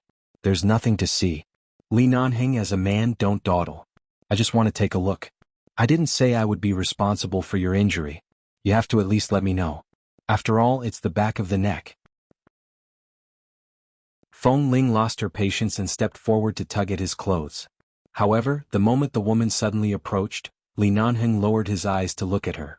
When she suddenly raised her hand to tug at his clothes, the man grabbed her hand and pressed it against his chest. Feng Ling faltered. She could feel the temperature of the man's body through a layer of clothes. It was clearly a normal body temperature, but for some reason, it was so hot that her entire hand and arm seemed to be burning. She rushed to pull her hand out, but the man pressed her hand heavily. He held her with one hand and put the other in his trouser pocket. With half a cigarette in his mouth, he narrowed his eyes and looked at her through the smoke. He looked extremely roguish. Then all the more you can't look. If you say you want to be responsible for me, I'll take off my clothes for you to see now. Since you said you won't be responsible, why should I take off my clothes? Do you think I like to take off my clothes in front of women? Li Nanheng seemed to be smiling as he spoke with the cigarette in his mouth. Chapter 1037. Li Nanheng sneered. He took the cigarette out of his lips and put it out in the ashtray beside him. At the same time he said, "You weren't a woman in front of me at that time. 1 second to remember? There's no pop-up window for free reading. Feng Ling. There's no difference between now and the past. You can treat me as a man." There's a difference. Perhaps the man was still affected by the injury on his neck, or perhaps he hadn't rested well, or perhaps because he had just smoked, his voice was low and hoarse. Feng Ling couldn't be bothered to argue with him, nor could she be bothered to ask him what the difference was. The man said hoarsely, "Right now you're a woman and the woman I like." The sudden confession might be a fatal blow, but Feng Ling said expressionlessly, "As a married man, aren't you ashamed to say such words?" Li Nanheng raised his brows. "How many times do I have to say it? I'm not married anyone. From the beginning to the end there's only you. Can't you believe me?" Feng Ling remained expressionless. "I'm not interested in your matters. Right now I just want to see your injury. Don't talk to me about useless things." Li Nanheng immediately smiled. His handsome face was slightly pale, but his smile actually looked a little harmless. "I just saved you. I didn't ask you to repay me with your body. Can't you say something nice?" Feng Ling remained expressionless. "You personally killed the enemy and saved many members of 11 Base. Does everyone have to repay you with their bodies?" Li Nanheng choked. For the first time in his life he found that Feng Ling, this adorable and stupid little wolf girl who came out of the jungle, could have such a sharp tongue. There were even times when he couldn't refute her for a while. The man suddenly turned his head away and sighed. He looked at her and said, "I don't need you to do anything. At least give me a smile, okay? Aren't you tired of talking with a stiff face?" "There's nothing funny if I can't smile." Feng Ling didn't want to talk nonsense with him. While he was about to turn to sit on the sofa, she suddenly reached out and pulled a large piece of his shirt down. In an instant, the bruise on the back of the man's neck extended from his neck to more than half of the wound on his back. Li Nanheng paused because of her movement. He glanced sideways at her stiffly standing behind him. After making sure that she had seen what she wanted to see, he tugged his clothes up and turned back to look at her. "I said it's just a small injury, but you insist on seeing it. Do you want to make yourself uncomfortable?" Feng Ling did not speak. She turned back to look at the things in his room and then saw the phone by the side. "Dr. Wen and Dr. Qin are not in Boston. Should I call a doctor over to take a look at you, or go directly to the hospital? How serious are the injuries? You still need to see a doctor? At least the blood clot is serious. The back of the neck is not an ordinary place. If the blood clot is serious, there may be other effects. If it did, I would have called the doctor." Li Nanheng said calmly, "I'm still young and haven't married the woman I like. I don't want to die so early. If there's a problem, I'll solve it myself. There's no need to wait for you to wake up. Don't worry, En." Feng Ling ignored the vague meaning in his words. She looked around the place where he lived and said, "Do you have a medicine box here?" "No." "Then I'll go buy some medicine and apply some medicine for you." With that, she turned to go out but suddenly paused. She remembered that she didn't bring her keys, phone, or money. She didn't even wear a coat. How could she go out in the middle of the night? She stood stiffly for a moment but was too embarrassed to say that she forgot to bring her keys. She fell into a dilemma. Li Nanheng didn't stop her. After all, she specially came here in the middle of the night. If she didn't help him apply some medicine, she would feel guilty and couldn't sleep well. However, seeing that she suddenly paused, the man watched for a moment and raised his handsome brows. "You forgot to bring your keys?" Feng Ling. After a moment of silence, she suddenly heard a chuckle from the man's chest. Feng Ling instantly furrowed her brows and abruptly turned around. However, she didn't know when the man had approached. Her face abruptly brushed against the man's chest. She was unable to stand properly and stumbled backward. The man reached out to hold her and pressed her firmly into his embrace. However, the moment Feng Ling was abruptly pulled into the man's arms, she breathed in the scent of his freshly showered body and abruptly pushed him away. She took 2 steps back to maintain the proper distance and said with an ugly expression, "Give me the key, you made a backup." Li Nanheng looked at his empty arms and then at Feng Ling, who had quickly moved away. He sighed and put down his hand. "When I sent you back to your room to rest, I left the key on the coffee table in your room. I don't have any backup keys here. Do you think I'll believe you?" Feng Ling coldly glanced at him. "Didn't you say you copied 10 keys?" Li Nanheng sneered. "You believe such nonsense. Why don't you believe me when I say something else?" "What other words? For example, I didn't marry any other woman." Feng Ling directly looked away from his face. "It's not about whether I believe it or not. It has nothing to do with me." With that, she walked out. "It doesn't matter if you don't have the key. There are some simple blood circulation and wound medicine in the convenience store downstairs. I often buy things there and know them. It's not a big deal for me to go on credit. It was not much money to buy medicine." She would rather go to someone else to buy it on credit with a smile than to say a word to him. Even if she wanted to use his wallet for a while, she would not say a word. Li Nanheng looked at her back. When Feng Ling had already walked to the door, he said, "The wallet next to the clothes rack at the door. Take it yourself." Feng Ling walked to the door and glanced at the place he said. Sure enough, she saw a black wallet. She hesitated for a second, picked it up, took out 2 bills from it and walked out. Although it was cold outside, she only took the elevator down and asked the security guard to go to the convenience store opposite to buy some medicine. She didn't need to go out, so the medicine was bought smoothly. Feng Ling returned with the medicine and saw that Li Nanheng's door was not closed. She looked at her closed door again. She didn't know if he had the key. If he didn't, would she have to stay with him for the whole night? And tomorrow was the weekend. Chapter 1038. The corridor outside the door was still a little cold. After standing for a while, Feng Ling felt a little cold. She had no choice but to pass by her closed door and walk to the half-open door next door. She actually went downstairs to ask the security guard to buy medicine for her. It took her no more than 20 minutes, but it was clear that Li Nanheng was really sleepy. He sat on the sofa to wait for her, but when she entered the door, she saw that the man had fallen asleep on the sofa. Although he was asleep, the man was still leaning against the sofa. His face was slightly paler than usual, but there was no change in his expression.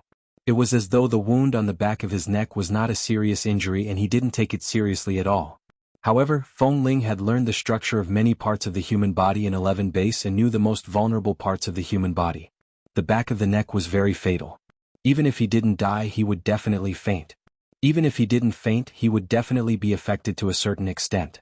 She couldn't just ignore it and had to check it carefully.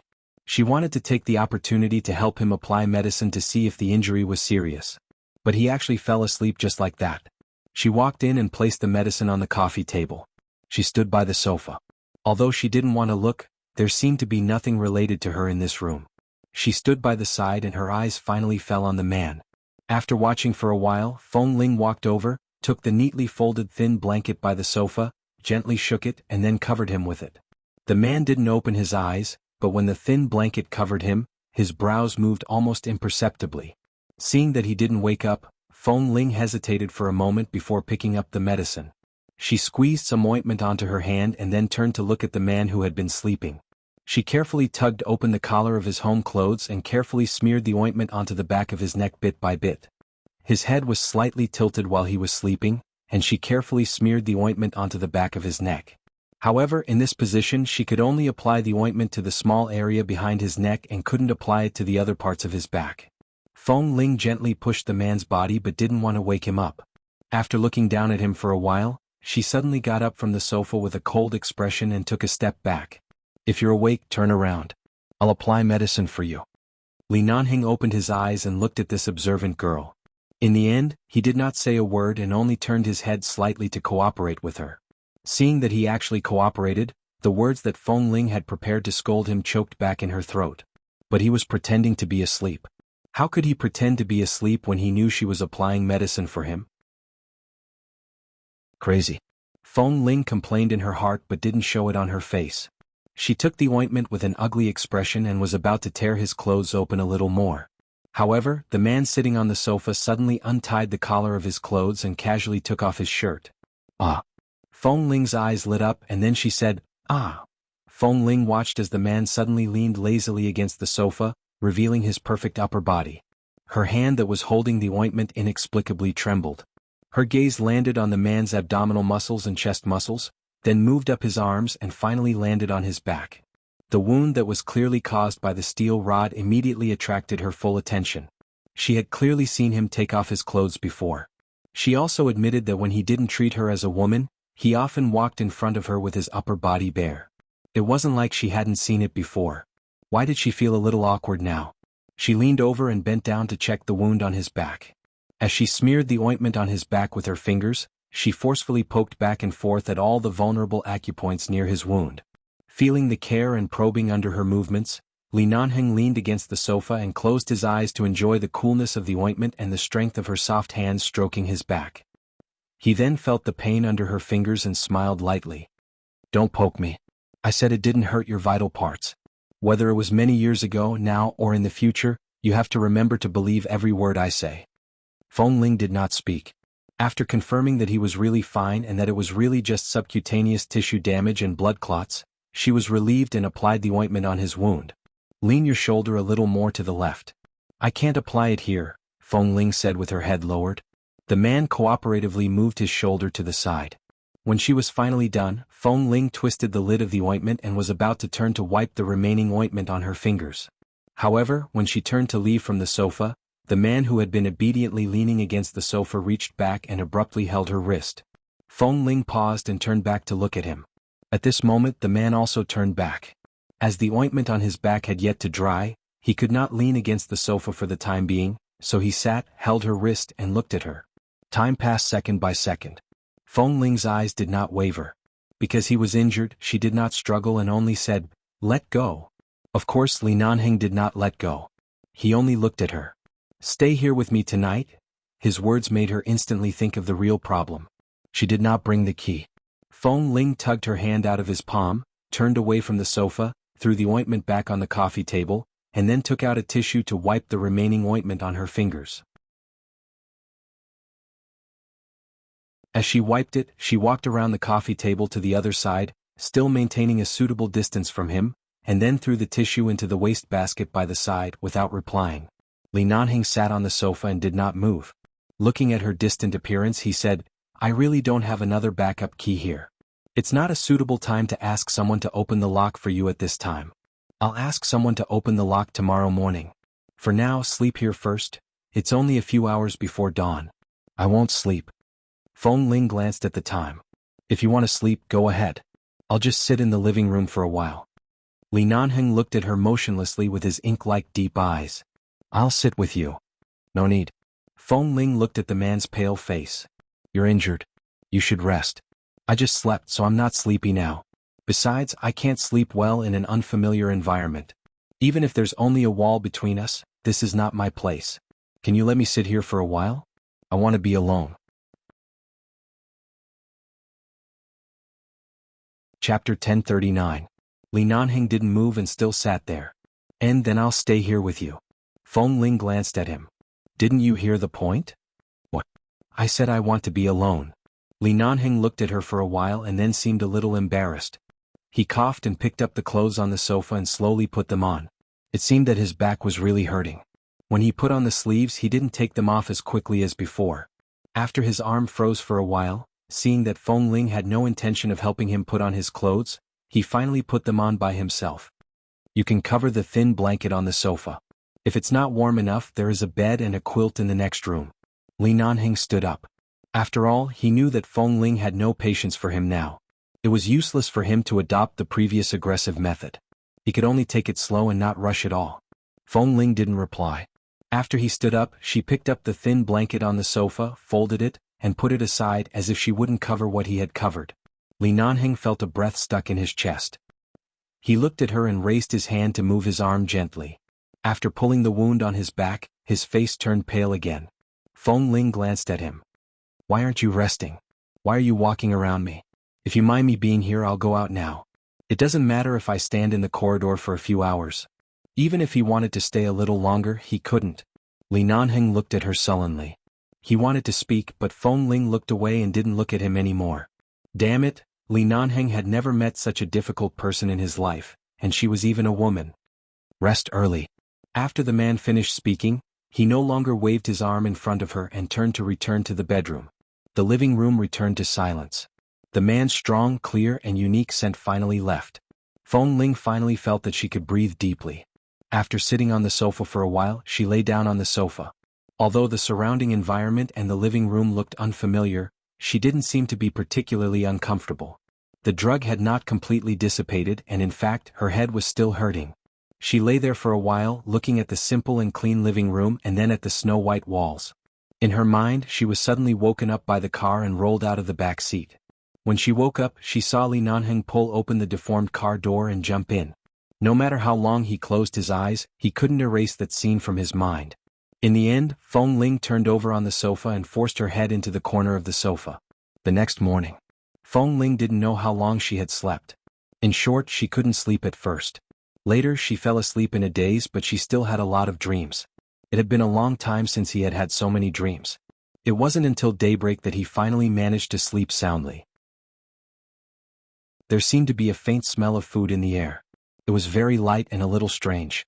It was really strange. Because of this smell, she had to open her eyes. When she saw that it was daybreak, she followed the direction of the smell to the kitchen door. From this angle, she could only see a corner of the man's back. Feng Ling looked in that direction in confusion. She got up and walked over.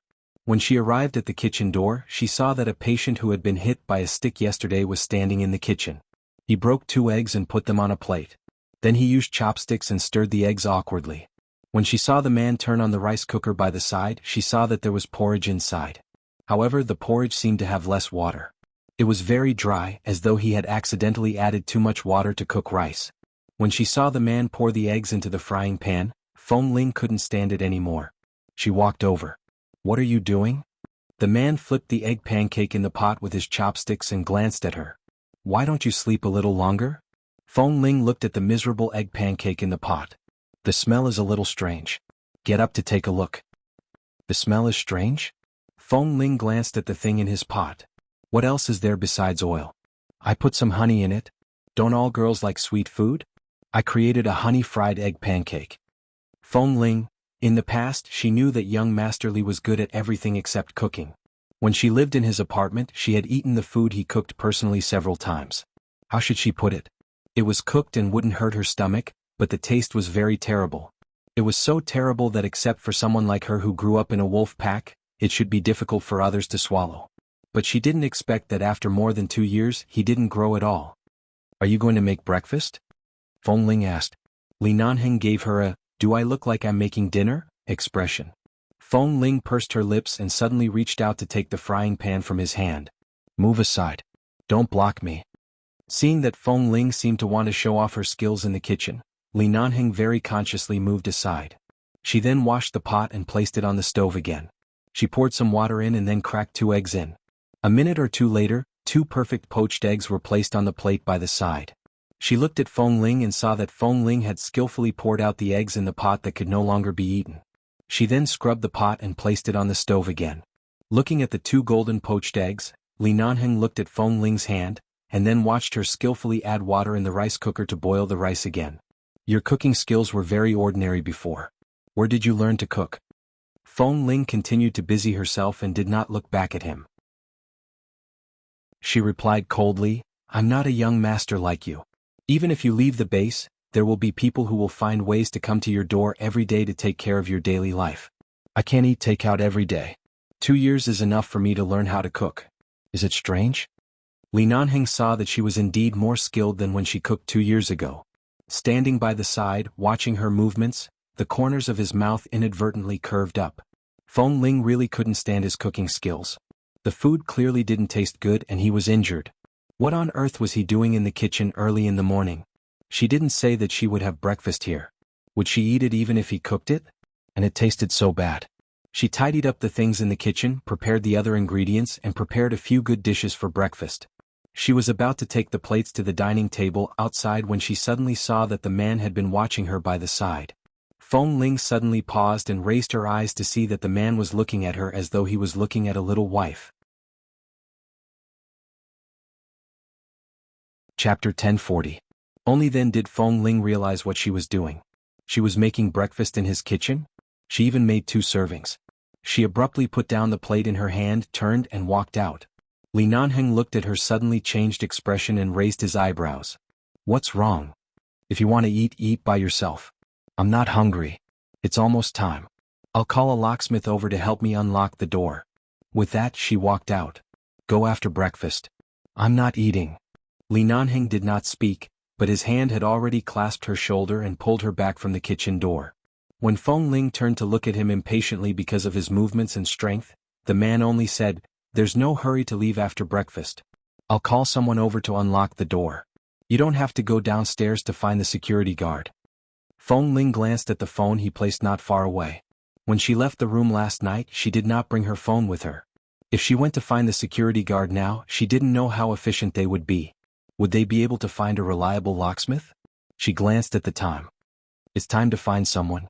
Go sit down at the dining table. I'll make the call, Li Nanheng said as he patted her back. Don't worry, go eat breakfast. How can you not eat the breakfast you made yourself? You made so much. How can I finish it alone? I don't remember you being the kind of person who likes to waste food. What? Have you been living too freely in the past 2 years? Have you become so arrogant that you'll waste the breakfast you made? Feng Ling did not understand his words for a moment. When she came back to herself, the man had already pressed her to the dining table. She looked at the breakfast that the man brought up on the table. The breakfast that she had personally cooked. She was silent for a moment, picked up the cutlery, picked up a golden, perfectly fried egg, and put it into the plate in front of her. She took a bite. Li Nanheng picked up his cell phone to make a call and came back less than 3 minutes later. He pulled out the chair opposite the dining table and sat down. As he picked up the tableware, he said indifferently, I've already contacted someone. They'll be here in half an hour. Eat in peace.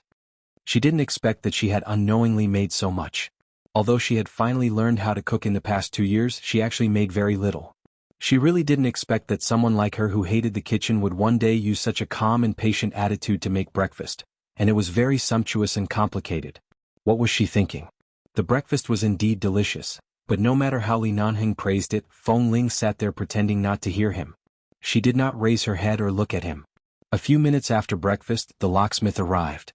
Hearing that the person had arrived, Feng Ling immediately got up and walked out as if she was liberated. She opened the door and went out without looking back.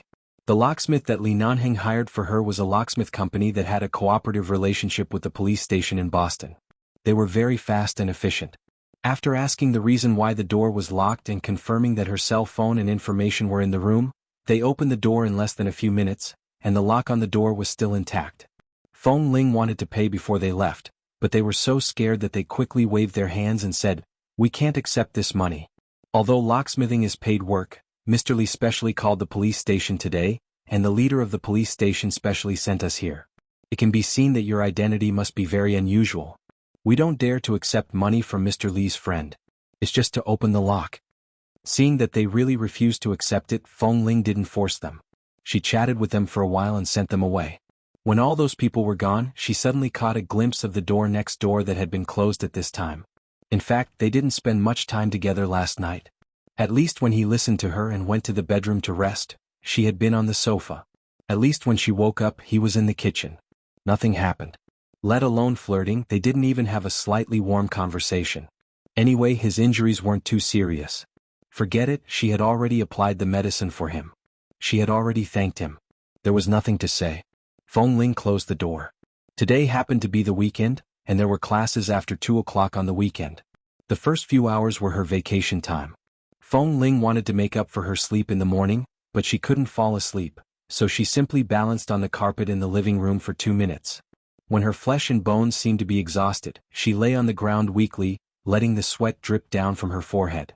After resting like this for a long time, she stood up from the ground, picked up a towel, and went straight into the bathroom. At 1 o'clock in the afternoon, Feng Ling changed into the clothes she often wore when she went to the martial arts club. She didn't go to call Li Nanheng. After all, he was injured and this injury was caused by her. If he didn't come when the class was about to begin, she could help him ask the boss for a leave. While thinking, Feng Ling stood in the elevator and looked up at the slowly descending number of the elevator. When the elevator reached the first floor, when she was about to go out, a man and a woman suddenly came in. They looked about 30 years old. Feng Ling didn't look back at them. After walking out of the elevator, she was about to leave in her flat sneakers, quiet and harmless as if she were a completely different person from the excellent Feng Ling who used to be in the sniper team of 11 base. When the two people walked into the elevator, they just casually glanced at her and then stood at the back of the elevator. One of the men pressed the elevator button. The wall of the elevator was a mirror. Feng Ling felt something was wrong, but she couldn't tell what was wrong. She subconsciously turned back and suddenly saw the red number on the elevator reflected on the mirror wall before the elevator door closed. Why was it on the floor where she and Li Nanheng lived? This apartment was a 2-unit structure, and there were only 2 families on each floor. The 2 people looked very unfamiliar and had Chinese skin, but their eyes seemed a little fierce. Although it was not obvious, Feng Ling could sense what was hidden in a person's heart. These 2 people were very dangerous. The moment Feng Ling's footsteps suddenly stopped outside the elevator door, she abruptly turned back. In the last gap before the elevator door closed, she saw the outline of a special gun handle under the 2 men's clothes. Chapter 1041. Feng Ling did. Others couldn't recognize the outline, but Feng Ling did. Her eyelids twitched violently. The 2 of them had guns and their aim was precisely on that floor. But they obviously didn't know her. So who were they after? The answer was obvious. Seeing that the elevator door had closed, Feng Ling's footsteps paused. Then she abruptly walked to the safety passage not far away and rushed up the escalator. Relying on the physical strength that she had trained for many years, she ran to the 14th floor in one breath and jumped out of the window on the 14th floor. In modern buildings, especially in the United States, high-rise buildings would have an external fire escape on the 14th floor, which was equivalent to a long public balcony. Feng Ling hid on the 14th floor along this fire escape and looked up. She and Li Nanheng lived on the 15th floor, which was only 2 or 3 meters away from the window of Li Nanheng's room. In the room, Li Nanheng's back had been hurting all night, so he raised his arm and moved it twice. Although it was not a big problem, the hit on the back of his neck was enough to make him not dare to move too much. He had to rest for at least a few days and he couldn't do any strenuous exercise in the next few days. Suddenly his cell phone rang. The man picked up the cell phone, saw the caller ID, frowned and picked it up. "Boss, the remaining members of the drug gangs that we encircled in Los Angeles 3 months ago have appeared again. They have contacted their accomplices all over the country and are lurking everywhere. They can't enter 11 base, but they are likely to find your trace. Boss, you must be careful. Where are you now? We'll send someone to protect you right away." On the phone, as soon as the voice of a member of 11 base fell, there was a knock on the door. At this time, Feng Ling had already left, and if there was no reason, she would never come knocking on his door. Hearing the knock on the door, Li Nanheng said indifferently to the phone by his ear, "They have come. It's too late." With that, he hung up the phone, turned around, picked up the sports coat on the sofa and put it on, covering the wound on his back and the back of his neck. At the same time, he took out a silencer gun from under the sofa cushion and threw it into his trouser pocket. He walked directly to the door and leaned against it, listening to the sounds of knocking on the door and the movements outside. The knocking lasted for about 2 minutes and it suddenly became quiet outside. Li Nanheng put one hand in his trouser pocket, stroked the handle of the gun, and his eyes were cold. After about a minute, the knocking on the door continued, but it was no longer as strong and rhythmic as before. It seemed that there was more than one person here. There were at least 2 of them. The one who knocked on the door just now had taken the opportunity to sneak in from another entrance. Another person knocked on the door. Judging from the strength of the knock, it should be a woman standing outside the door at this moment. From the sound and position of the knocking on the door, this woman was much taller than ordinary women. It could be seen that she had been practicing martial arts for many years and was not a simple character. At this time, Li Nanheng suddenly looked in the direction of the bedroom. There were 2 entrances to his room from the outside. One was the fire escape on the 14th floor below the bedroom, but the person was just outside the door, so it was impossible for him to go out so quickly. The other place was the balcony directly opposite the living room. They could walk along the wall of the corridor and step on the fixed air conditioner outside the wall to directly come over. It was only a short distance of more than 10 meters. For skilled people, it was very easy to go around to his outdoor balcony, and they could do it in 2 or 3 minutes. If there were 2 or more people coming, then he couldn't waste any more time. He had to deal with the woman outside before the people outside rushed in and surrounded him. Otherwise he would be attacked from the front and back. In such a narrow room, no matter how fast he was, it was easy for him to be at a disadvantage. When the knocking on the door gradually weakened, Li Nanheng suddenly opened the door. At the moment the muzzle of the gun outside the door was pointed at his forehead, Li Nanheng instantly raised his hands and made a gesture of surrender and begging for mercy. At the same time, there was a trace of surprise in his eyes, as if he didn't expect that there would be danger outside the door. He looked at the black-haired, yellow-skinned woman who looked completely Asian outside the door. The muzzle in the Asian woman's hand had been pointed straight at the center of his eyebrows. Before the door was about to close automatically, she suddenly raised her foot and stepped on the door. Holding the gun in one hand, she quickly and neatly grabbed Li Nanheng's clothes with the other hand and pressed the muzzle against his forehead. There was a cold and triumphant smile in her eyes. "Hi, we meet again, Mr. Li." Li Nanheng's eyes changed from the initial surprise to understanding and calmness, as if he had been caught by the enemy. He said in a low voice, "Lisa, long time no see." The woman called Raisha sneered and pressed the muzzle against his forehead. At the same time she pushed him back into the room step by step, but the muzzle was still pressed against his forehead. As she walked, she said with cold and charming eyes, "Mr. Li, do you still remember my name? Do you know what I'm here for this time?" Li Nanheng raised his eyebrows and smiled faintly. "Come to take my life?" Ruisha pinched the clothes on his chest, and the charm in her eyes suddenly turned into fierceness and hatred. She strode forward step by step, pressed the man who was forced to retreat against the wall near the balcony, and pressed him hard against the gun, saying coldly and angrily, "My husband was shot by you in the Philippines. My 7-year-old son and 2-year-old daughter fled with me to a war-torn country, only to die under the bombers of a war-torn country. My life was ruined by you.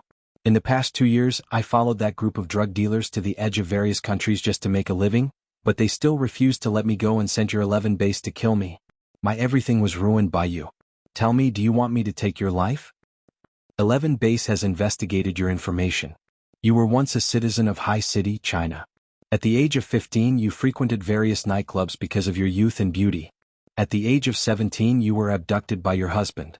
After that, you fell into the underworld and wandered around the dark areas of various countries. You could have lived a peaceful life in High City, but you chose to take an unconventional path. This is the life you chose. Who can you blame? Please remember the domain name of this book. For mobile version website, M. Chapter 1042. Lisa glared at him and said, "Yes, it's the life I chose. But if you hadn't appeared in my life, it wouldn't have been ruined like this. It's okay that my husband is gone, but my 2 children are still so young. How are you going to return their lives to me? You clearly know that you shouldn't have given birth to children if you're wandering on the edge of darkness.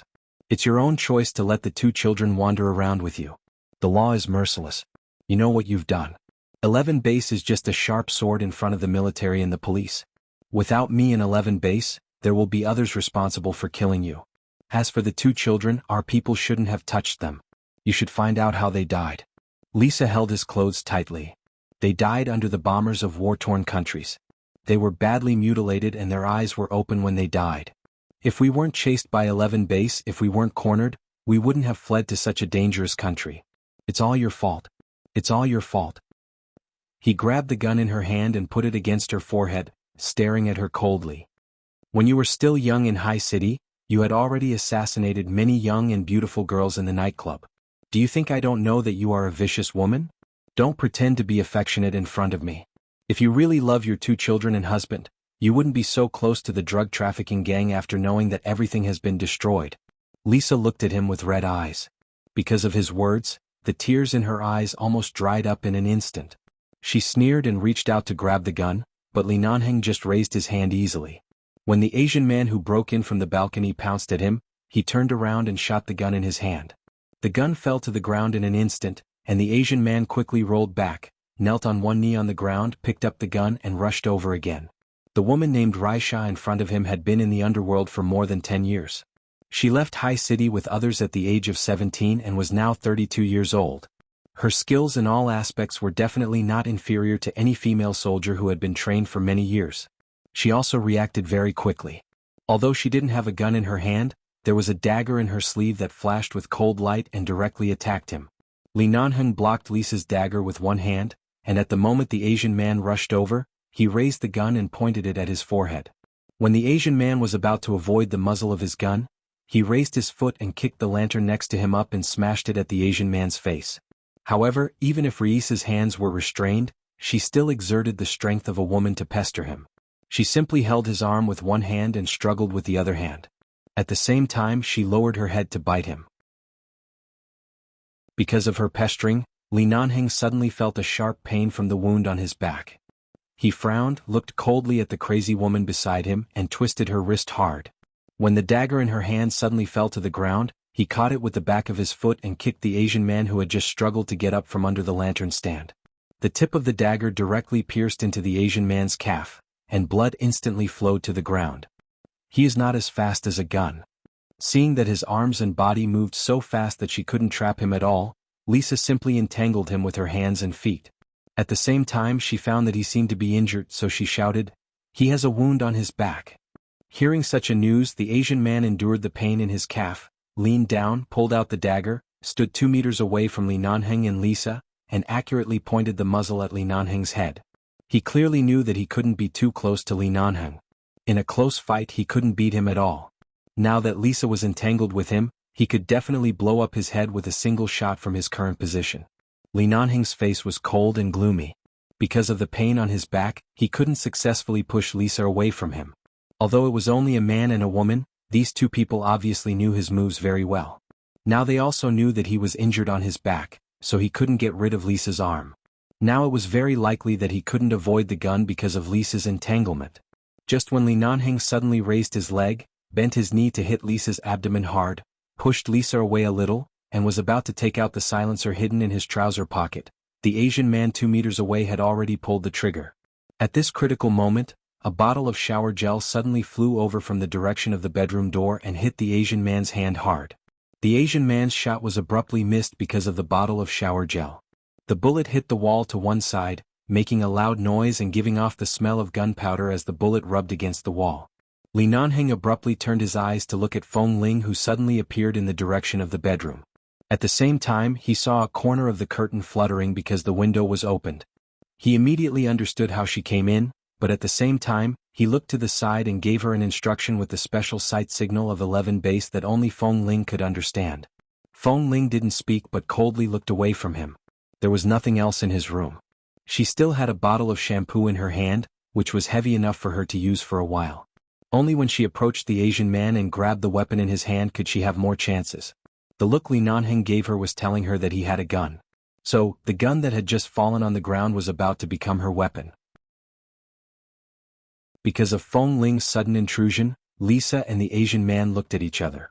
Before they came, they didn't expect that Li Nanheng would have help, but this woman seemed to have some skills. They didn't know much about 11 base in the past 2 years. This time they came here for Li Nanheng, and because they knew that Li Nanheng always acted alone this time, they came here when the opportunity was right. So, who was this woman who suddenly appeared? How did she come here? Please remember the domain name of this book.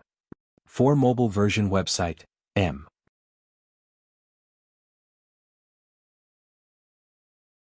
Chapter 1043. In just a few seconds, Feng Ling quietly observed the overall situation in the room. Thankfully, she had stayed here for a night before. Even if she did not observe carefully, she knew what was placed in every position.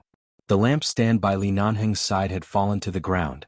On her side, under the coffee table, the man and woman couldn't see because of the sofa. There was an empty fruit plate under the coffee table, and there were 2 fruit knives in the fruit plate. When the Asian man who had just injured his hand suddenly raised his gun and was about to shoot Li Nanheng, she did not rush to throw the thing in her hand.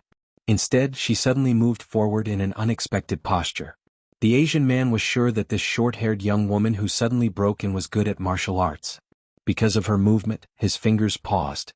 At this moment, Feng Ling found an opportunity to lean down and pick up the fruit knife under the coffee table. She separated her hands and thrust forward. Although the fruit knife was not sharp enough, the tip was at least sharp. Because of the force she thrust forward, the tip of the knife stabbed into the back of the Asian man's hand. Ah! The Asian man groaned in pain and almost lost his grip on the gun. He quickly changed his hand and shot forward. But this time, Li Nanheng had already dodged, and at the same time, another fruit knife thrown by Feng Ling had stabbed Raisha's arm. Raisha's arm stiffened in pain, and Li Nanheng took this opportunity to slap her away. At the same time, he took out the gun in his trouser pocket and fired 3 shots at the Asian man. 1 shot hit the man's leg, 1 shot in the arm, and 1 shot in the shoulder. He aimed at him but did not directly hit his vital parts. These 2 people had important clues about the drug gangs that escaped, so he could only capture them alive. Otherwise he would definitely shoot his head first. Raisa was pushed aside by the force of Li Nanheng's hand and stumbled to the ground. She lowered her head and saw the gun on the ground. She was about to reach out to pick it up, but someone picked it up 1 step ahead of her. Raisha suddenly raised her eyes and met Feng Ling's eyes. However, before she could see the emotions in Feng Ling's eyes at such a close distance, she was kicked to the ground by Feng Ling, and at the same time, her shoulder was hit hard by Feng Ling. Raisha groaned in pain and cursed. She had never seen a woman who was better at martial arts than her. The point was that this woman looked very petite and not big at all. The moment Feng Ling picked up the gun, she wounded Raisha, put the gun against her head and looked down at her coldly. "Don't move." Raisha sat stiffly on the ground and did not dare to move, but gripped the carpet on the ground tightly and glared at her fiercely. "Who are you?" It had been a long time since Feng Ling participated in such a battle with guns or violence. Hearing the other party's question, she was about to say her name in 11 base out of reflex, but when she was about to speak, she paused and didn't answer. She just looked at Ruisha coldly and said indifferently, "Don't worry about who I am. If you dare to move again, you will be killed by my gun. I'm afraid you can only ask the King of Hell about my name." Li Nanheng also thought that Feng Ling would say her name in 11 base, but she didn't. He also noticed that she paused for a few seconds. When the Asian man fell to the ground and twitched because he was shot, he turned his eyes to Feng Ling, who was pressing Raisha to the ground. Feeling the man's gaze, Feng Ling also turned her eyes to him at the same time. Without waiting for him to ask, she said directly, "I met them downstairs just now. I found they were suspicious and came directly to the 15th floor, so I guess they might come to seek revenge on you or some terrorist. I was worried that something would happen, so I climbed up from the fire escape on the 14th floor to have a look." Li Nanheng put the gun back into his pocket and then looked at the Asian man lying on the ground, who was not dead but had lost the ability to fight back. To avoid any mistakes, he went up and searched all over his body. After finding no extra guns or weapons, he straightened up, casually shook his stiff shoulders and back, and then looked at her, saying, "You care about me?" Feng Ling didn't answer but looked at the woman in front of her with red eyes. "What should we do with this woman?" Li Nanheng lowered his eyes and happened to see that Raisha was about to pick up the carpet beside her hand. When he was about to speak, Feng Ling had already kicked her in the waist. Before Raisha could lift the carpet, she suddenly lay on the ground awkwardly, and her hands were instantly removed from the corner of the carpet. Feng Ling stepped on the carpet and looked down at the woman on the ground.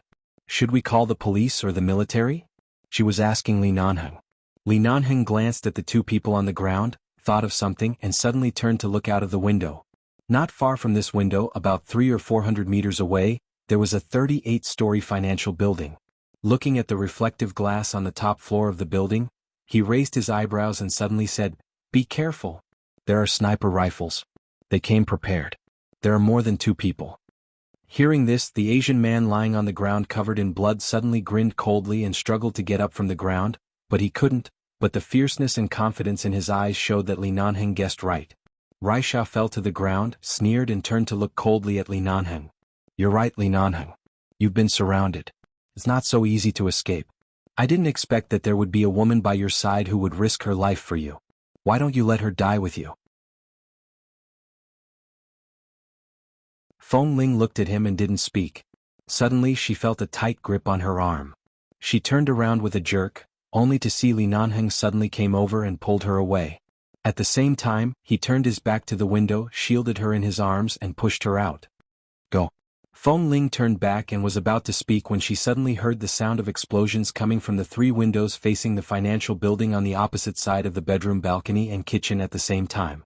This meant that there was more than 1 sniper on the other side, but in all directions. "Li Nanheng, don't talk nonsense. Go first." Li Nanheng pushed her forward without hesitation, his back still blocking all possible directions behind her, and warned her with his eyes to leave immediately. Please remember this book's domain name. For mobile version website, M. Chapter 1044. At this time, if she turned her back to the window, she would die. Feng Ling staggered back to look at him, but was still pushed close to the door by the man. She looked back at the window and turned back to pull him. Li Nanheng, let's go first. Li Nanheng seized every minute and second to ask her to go first without hesitation. Go. Almost at that moment, Feng Ling, who was too familiar with sniper rifles, suddenly felt her eyelids twitching. Even though she was far away, she looked out of the window and shouted, "Be careful." At the moment when the sniper bullet broke through the window, Li Nanheng grabbed Feng Ling's arm and bent down with her to avoid the bullet. The bullet hit the wall again, making a loud noise, and then another shot. Seeing that Feng Ling hadn't been able to get out of the room, Li Nanheng frowned. He was worried that if Raisha and her companions were tied with small explosives, Feng Ling would be killed if she continued to stay here. However, there was no time to say or think too much. The man dragged Feng Ling to hide behind the sofa and pressed her head into his arms. The bullets outside the window came in one after another. The sound was loud, and the entire room was filled with the smell of gunpowder, completely breaking the peace of this neighborhood. Feng Ling raised her head from his arms. Li Nanheng turned back to look out of the window, then lowered his head to look at her and said in a low voice, "Their target is me. Don't get involved. Run if you can." "If I run away, what about you?" Feng Ling's hand also held his sleeve tightly. "Since you can run away, let's go out together." "I'll go out with you. How many innocent people are there outside? Don't forget the mission of 11 base. We are not crazy enough to sacrifice other innocent people to satisfy our personal heroism. We have the military and the police behind us." With that, he suddenly pulled her out of his arms. "Go." Feng Ling's hand was still holding onto his sleeve. "Let's go together?" Li Nanheng knew the stubbornness in her bones. He lowered his eyes to look at her. When the sofa behind him was filled with smoke from the bullets, he stared into her eyes and suddenly chuckled. "I won't die. Even if you want to care about me and live and die with me, you have to wait for another time. I'm afraid I can't be touched now." Feng Ling, who would want to be touched by this shameless person? She tugged at his sleeve. "Come with me." He couldn't dawdle any longer. Otherwise, the sofa, the only barrier in the hall, would be completely destroyed. Li Nanheng became serious again and was about to get up, when suddenly Raisha, who had been lying on the ground powerlessly, slowly moved her hand toward her calf. Bullets kept coming in from the 3 windows behind them. Even though Li Nanheng saw it, he couldn't do anything. When he pulled Feng Ling up and ran to the door, he suddenly held Feng Ling firmly in his arms and carried her out. The two of them walked very fast and tried to avoid the bullets behind them. However, when they were about to step out of the door, Raisha had successfully taken out the mini silencer hidden in the decorative pocket on her calf, stared at Li Nanheng and Feng Ling and quickly fired a shot. The sound of the sniper rifle was so loud that Feng Ling couldn't hear the unique muffled sound of the silencer gun. She only felt that Li Nanheng suddenly turned sideways with her in his arms, and the man who was holding her suddenly stiffened. However, when she suddenly raised her eyes to look at him, she could only see the man's cold chin but not his pale face. Then she was suddenly carried out by the man. Finally rushing out of the door, Li Nanheng took her to hide behind the wall. The man panted heavily and said, "There should be people lurking in the safe passage and the elevator. Go down alone. They don't know you and won't attack you even if they meet in the elevator." At this time, Feng Ling turned to push open the door on the side of the safe passage and went in to take a look. After checking, she turned back and was about to call him, only to see that the man's back was smeared with blood on the wall. She immediately raised her eyebrows. "Are you hurt?" "I'm fine. It's just a minor injury." Li Nanheng panted again and couldn't hide the paleness on his face. He didn't even frown and smiled at her. "Be good and go." A certain action of Raisha just now came to Feng Ling's mind. At that time, in order to avoid the bullets of the sniper rifle outside the window, they ignored that although the gun in the Asian man's hand had fallen to the ground, the woman named Raisha hadn't taken out her gun. If one person carried a gun, the other person would definitely carry a gun, but she didn't take it out at that time, so they ignored the person closest to her. She didn't hear any sound and didn't find that Raisha had a gun, so it seemed that only a special mini silencer could do it. Feng Ling didn't say more and went forward to hold the man's arm. "Go." Li Nanheng looked at her. "I told you to go by yourself. Don't you understand?" Feng Ling looked at him coldly. "Bossly, if I were you and you were me, would you go?" "Why not? Don't you hate me and disgust me?" Li Nanheng chuckled.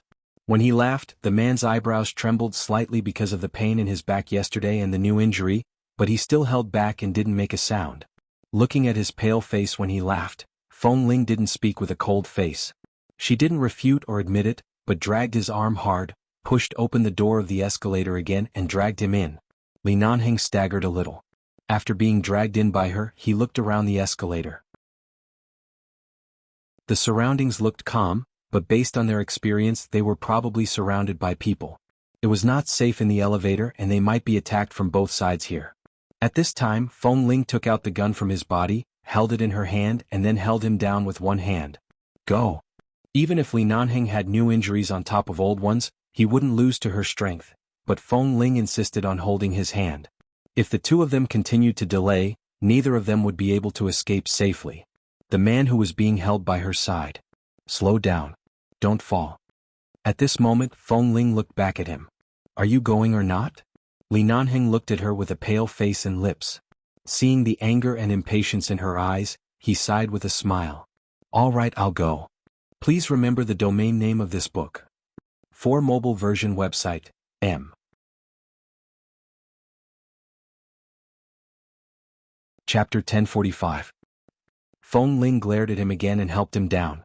Whether it was the cooperation after long-term training in missions in 11 base, or the instinctive tacit understanding between the two of them now, when she saw the people lying in ambush in the corridor, Feng Ling raised the gun and hit their heads with the butt of the gun. Fortunately, although they were ambushed, they were scattered in all directions because they didn't know that Li Nanheng would suddenly have such a skilled helper like Feng Ling by his side. There were not many people lying in ambush. As long as they dealt with it well, they could be solved in a few seconds. Along the way, the two of them did not waste a single bullet and went straight out of the apartment building. When they came out, they saw that many people who lived there thought that it was a terrorist attack because of the commotion and the terrifying bullets. Many people had already escaped. There were many people coming and going in the parking lot. Everyone was running like crazy. Some carried their children or the elderly into their cars and then drove away in all directions.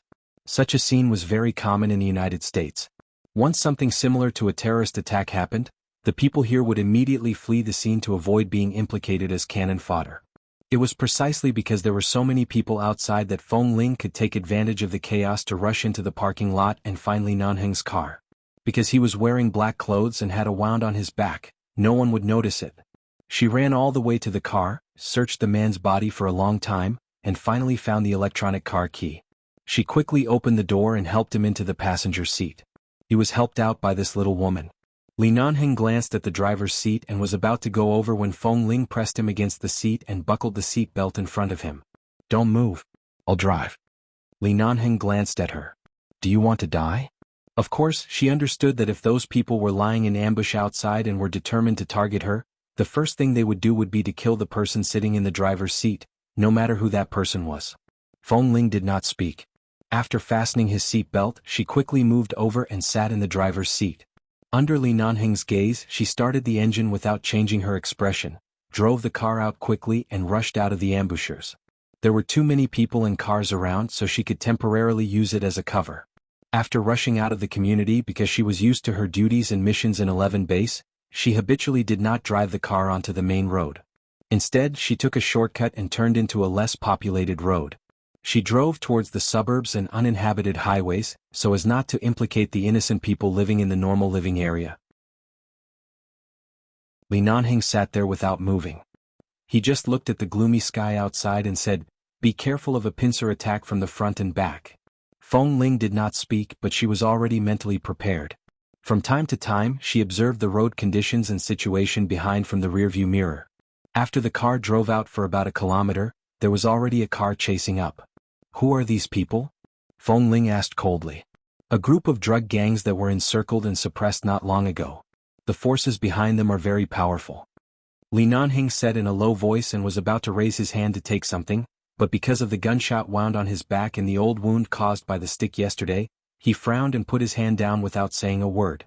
Feng Ling noticed his movement. What do you want to take? Cell phone. She controlled the steering wheel with one hand and reached out to search his body with the other. She found the cell phone and handed it to him. Li Nanheng glanced at the thing she handed to him, took it, opened it and quickly sent his tracking signal authority to the base hall. Then he glanced at the car that was chasing closely behind him. He closed his eyes in annoyance because he had involved Feng Ling in the end, leaned against the seat and let out a long breath. Feng Ling focused on starting, stepped hard on the accelerator, and glanced at him out of the corner of her eye. Speak. Li Nanheng closed his eyes and said, I really haven't married another woman. Feng Ling was silent for a moment. There's no need to talk about this. If something is really going to happen here today, if you can leave safely, at least think of me. Don't let me die with regret, right? It's a matter of principle. I can't tell you about the 3-year agreement for the time being, but you have to believe me. I'm sincere to you and have never meant to play with your feelings. Because the man was seriously injured, and the gunshot wound on his back was not as simple as a superficial wound, his voice was a little hoarse. After bleeding for so long, he probably had no strength left. Feng Ling clenched the steering wheel. 3 years? What 3-year agreement? Back then she didn't intend to ask, nor did she want to ask. Besides, when 11 base was kicked out, she left and never thought of asking what had happened. She had always thought that it was just like what Han Jin said. It was just an unfruitful relationship. No one needed to care about it. But Miss Wen said that Li Nanheng refused to return to the Li family for her and refused to meet the elders of the Li family. He had been looking for her for 2 whole years. She looked ahead and continued to drive, her voice a little hoarse. What do you want to explain? Wait until we are out of danger. Don't talk about dying. You can even survive a terrorist bomb zone. How can you be killed by such a small character? I don't remember Boss Li being such a negative person. Li Nanheng smiled. Have you forgotten that in 11 base, just like in the military, every time there is something or before a mission, we have to write our last words first? Right now, I only have you by my side, so I can only leave my last words to you. Feng Ling was silent for a moment. What last words? Li Nanheng leaned weakly on the co-pilot's seat and glanced at the cars behind him that he couldn't shake off. After more than 10 seconds, he said hoarsely and quietly, I only have you, and you are the only woman I have ever liked. Don't you have anything else to say? Feng Ling's hand on the steering wheel tightened. No, my life is very simple. Except for the Li family, the base, there is only you, the man said with a soft sigh. Then he suddenly sighed with a smile and turned to look out of the car window. Feng Ling drove very fast.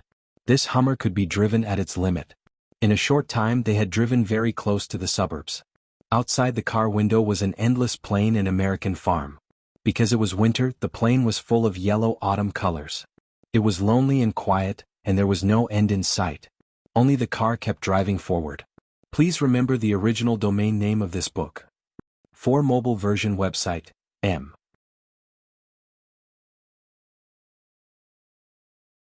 Chapter 1046.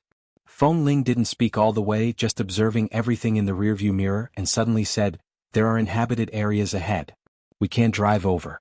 I know there is a jungle near the east of Boston. It's about 50 kilometers from here. These people are chasing us closely and have made full preparations. Do you mind if I drive the car into the jungle?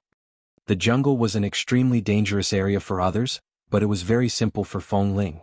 If she wanted to deal with these people who had been chasing them, it might be the only best way out for the time being. But Li Nanheng's injuries couldn't be delayed. He didn't speak, just looked out of the window and responded, Okay. When Feng Ling came to a fork in the road ahead, she turned the car to the northeast and stepped on the accelerator all the way. The cars chasing after them were also very good and fast. No matter how fast they were, they couldn't get rid of them. Now, they could only see if they could get rid of them in the jungle and if they could counterattack. Looking into the distance, even though she couldn't see the jungle here, Feng Ling's eyes seemed to be shining as she looked straight ahead.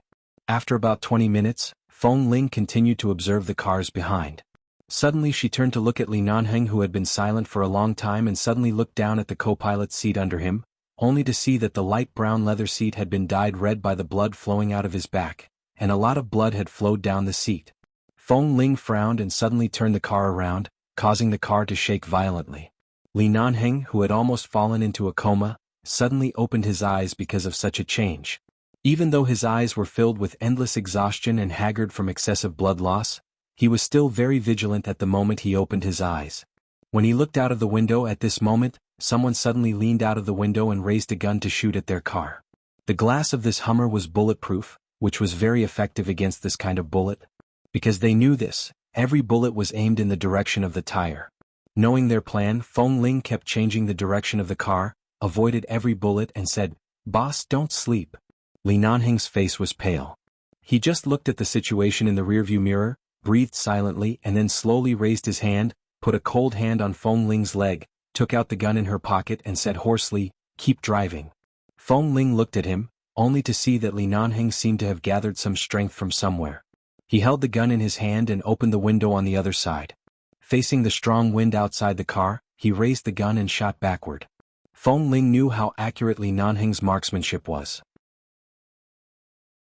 Even if the speed of the car was fast and the wind was strong, even if they were forced to walk in front, even if he was seriously injured, as long as he fired a shot, he would definitely hit their tires.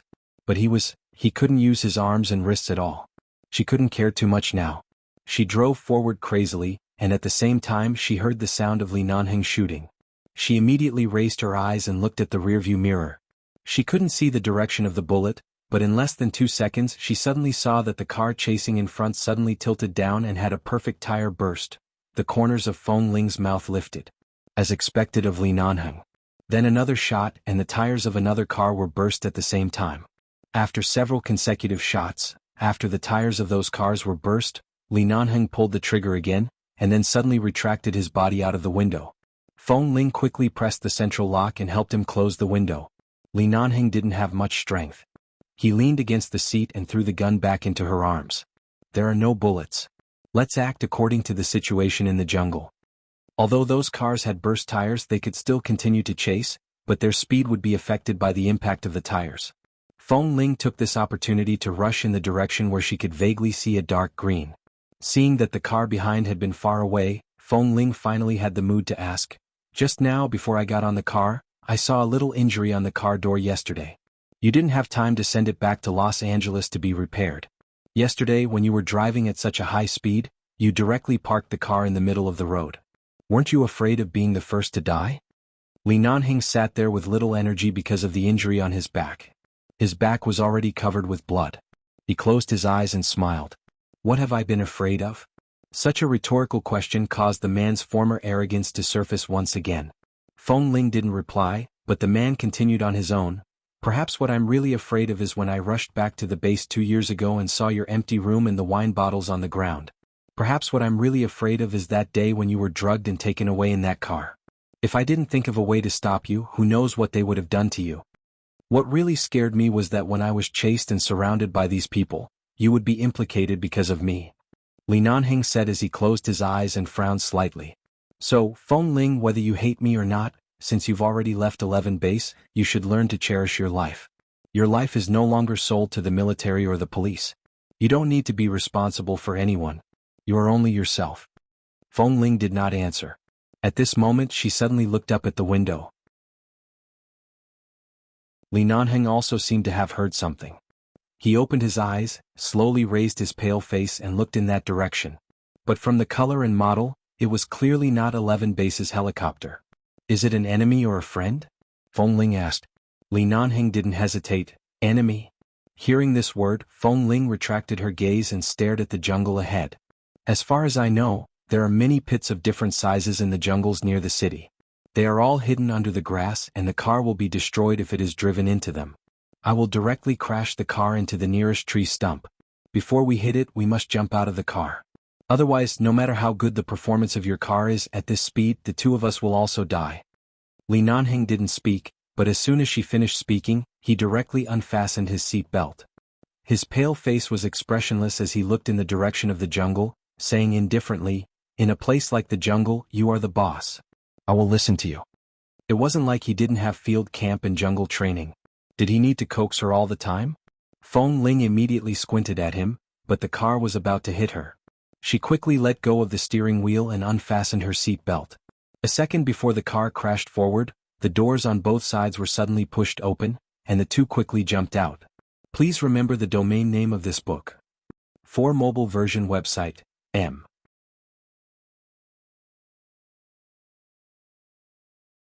Chapter 1047. The tall black car suddenly sped into the jungle at a speed of more than 250 miles per hour, fiercely crashing into the adjacent boulders and trees at the edge of the jungle. In an instant, a loud noise and an almost explosive sound erupted. After Feng Ling jumped out of the car, she felt pain in her limbs even though she was not injured. She quickly climbed up, looked back at the car that had begun to emit smoke, staggered around the car and walked to the other side. Seeing that Li Nanheng had also stood up, she hurriedly walked over and held his arm. "I'm fine, you don't need to help me," Li Nanheng said hoarsely. He was about to pull his hand out of hers when Feng Ling held his arm firmly. At the same time she glanced into the depths of the jungle. "There are cars behind them and helicopters in front. Let's go in first." Li Nanheng closed his eyes. It was clear that the injuries on his body and the violent impact when he jumped out of the car had a great impact on him. He did not say anything but only nodded. He was still about to withdraw his hand from her hand, but Feng Ling could see that he was seriously injured and held his arm tightly. "Don't move. Let's go in first." Li Nanheng glanced at her. Before he could speak, he was supported by Feng Ling into the bushes that stretched as far as the eye could see. Inside there were indeed man-made pits under the bushes. The pits were already covered with tall bushes of different heights, so it was not easy to find the location of the giant pit, and there was no way to avoid it. It was very easy to fall into the pit if one was not careful. Both of them had received professional wilderness survival training, and 11 Base had organized many survival training in the tropical rainforest. Men had a natural desire to conquer the wild and the jungle, and their sense of direction was also naturally keen. Feng Ling had lived in the jungle since she was a child, so this kind of dangerous place for many people was as easy as walking on flat ground for the two of them. It would be better if Li Nanheng wasn't injured because of her. Unfortunately, his injuries were not light. He even bled all the way. The man relied on his own strength to walk for about a few hundred meters. With Feng Ling's support, he gradually fell to her side uncontrollably. Feng Ling supported him with force. "Hold on. Let's find a place where they won't easily find us. The helicopter will keep patrolling above. At least before our people arrive, we can't be blocked by them. Right now, the two of us don't have any advantage at all. We have to find a safe place first." Li Nanheng closed his eyes and nodded. He didn't want to lean on her, but Feng Ling held his waist tightly and held him with all her strength. "Let's go." With pale lips, Li Nanheng lowered his eyes to look at the little woman who was trying her best to help him walk in. He slowly raised his arm that had been hanging by his side and finally allowed himself to put his hand on her shoulder, allowing her to support him all the way in. Right now, they didn't know how many people had come to surround them. They had come prepared. No matter how powerful the two of them were facing such a pincer attack, and Li Nanheng was already injured, it was impossible for them to act rashly. Feng Ling supported him under various hidden bushes. After walking for another few hundred meters, the man's body suddenly fell down. Feng Ling turned her eyes abruptly, only to see that Li Nanheng's face was unbelievably pale, but the man didn't say anything. She quickly supported Li Nanheng to lean against a tree by the side and then retracted her hand from his waist. She lowered her head to see that her sleeves and palms had been dyed red by the blood on his back. He had been bleeding for so long. If a doctor came in time to help stop the bleeding and remove the bullet, it would be better, but in this situation how could she find a doctor? "Can you still hold on?" Feng Ling looked at him worriedly and lowered her head to check the wound on his back. She was about to pull his clothes off, but as soon as her hand touched his collar, the man pressed it down. "I'm fine," Li Nanheng said indifferently. "It's just a small injury." "You said it's a small injury when you were hit with a steel rod. Now that the bullet is in your flesh, you still say it's a small injury?" Feng Ling waved his hand away and tugged his collar open. She lowered her head to see the bullet wound on his shoulder. It was a red mark about 3 centimeters in size, but this place was already badly mutilated, and his back was covered with blood. Li Nanheng originally wanted to push her away, but this woman was so strong that he couldn't even push her hand away. He was pressed down and his clothes were pulled open. Feeling the woman's gaze on his back, Li Nanheng couldn't push her away, so he could only look at the ground and sigh with a smile. "What are you laughing at?" Feng Ling closed his clothes and turned to look at the top of the jungle. The leaves here were dense and could block the helicopter's patrol. Those who drove over wouldn't find this place so quickly. She retracted her gaze and looked at the man. "Is it funny to be injured like this?" Li Nanheng smiled and said hoarsely, "I'm in a good mood. Can't I laugh?" Feng Ling put on a straight face. "Are you crazy? You're still happy when you're injured like this?" Li Nanheng still smiled and then looked around. "Let's go. Let's continue. I'm a man. I'm not so delicate. I can still hold on. You're a man, not an immortal. The bullet is in your flesh. Do you think you're made of iron?" Feng Ling complained coldly as she helped him up again. As she walked in, she paid attention to the man's expression from time to time. She had already tried her best to hold him and let him lean his weight on her, but the man clearly wanted to save face. Even in this state he still insisted on walking on his own. At most, after walking dozens of steps, he couldn't take it anymore and leaned on her to rest for a few seconds before continuing forward. Feng Ling couldn't take it anymore. She suddenly pulled him and walked toward him, turning her back to him. "I'll carry you." Although Li Nanheng's face was pale, he raised his brows because of her words and looked at the girl's slender back. "Li Nanheng, you know that you've already implicated me. If you don't want me to waste time here with you and be dragged to death, hurry up and come up. I'll carry you. I can run for thousands of meters with a weight of 300 kilograms. You're not even half of it. I can still carry you. Come up." Li Nanheng curved his lips and leaned over to press against her back. However, he did not place his weight on her. Instead, he reached out and hugged her from behind, pulling her into his embrace.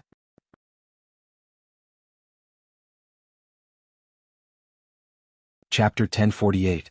Feng Ling furrowed her brows and said sternly, "I told you to come up. There's no need to carry me. Let me hold you. I can recover a lot of strength." The man spoke softly and huskily behind her back. Then, just as Feng Ling was about to fly into a rage, he took a step back and let her go. Feng Ling turned her head abruptly and looked at him in confusion. "What time is it? You still? No matter when, I will always be your man. There is no reason for you to carry me on your back, unless I die and can't even breathe or control my own actions and thoughts. Otherwise, I will always be the one to protect you, and you will never be the one to carry me on your back." As the man spoke, he walked past her with a pale face and walked straight ahead. Even though he was gradually losing strength due to excessive blood loss, even though his steps were slow and he staggered, he still walked. Feng Ling looked at the man's black clothes. There was almost no blood stain, but the smell of blood in the air made her frown. She quickly walked up and raised her hand to support him. "Then I'll support you, okay?" The man's cold expression did not change. He turned to look at her. Feng Ling's expression was usually colder than his, but because of the wound on his back, she could not help it. Afraid that something would really happen to him, she carefully held his arm with both hands. Usually, there will be some places for wild animals to hide in the depths of the jungle. They are all very hidden small caves or tree holes under certain bushes. There are many of them. They may not be able to find us even if they want to. After saying that, she dragged the man to look around.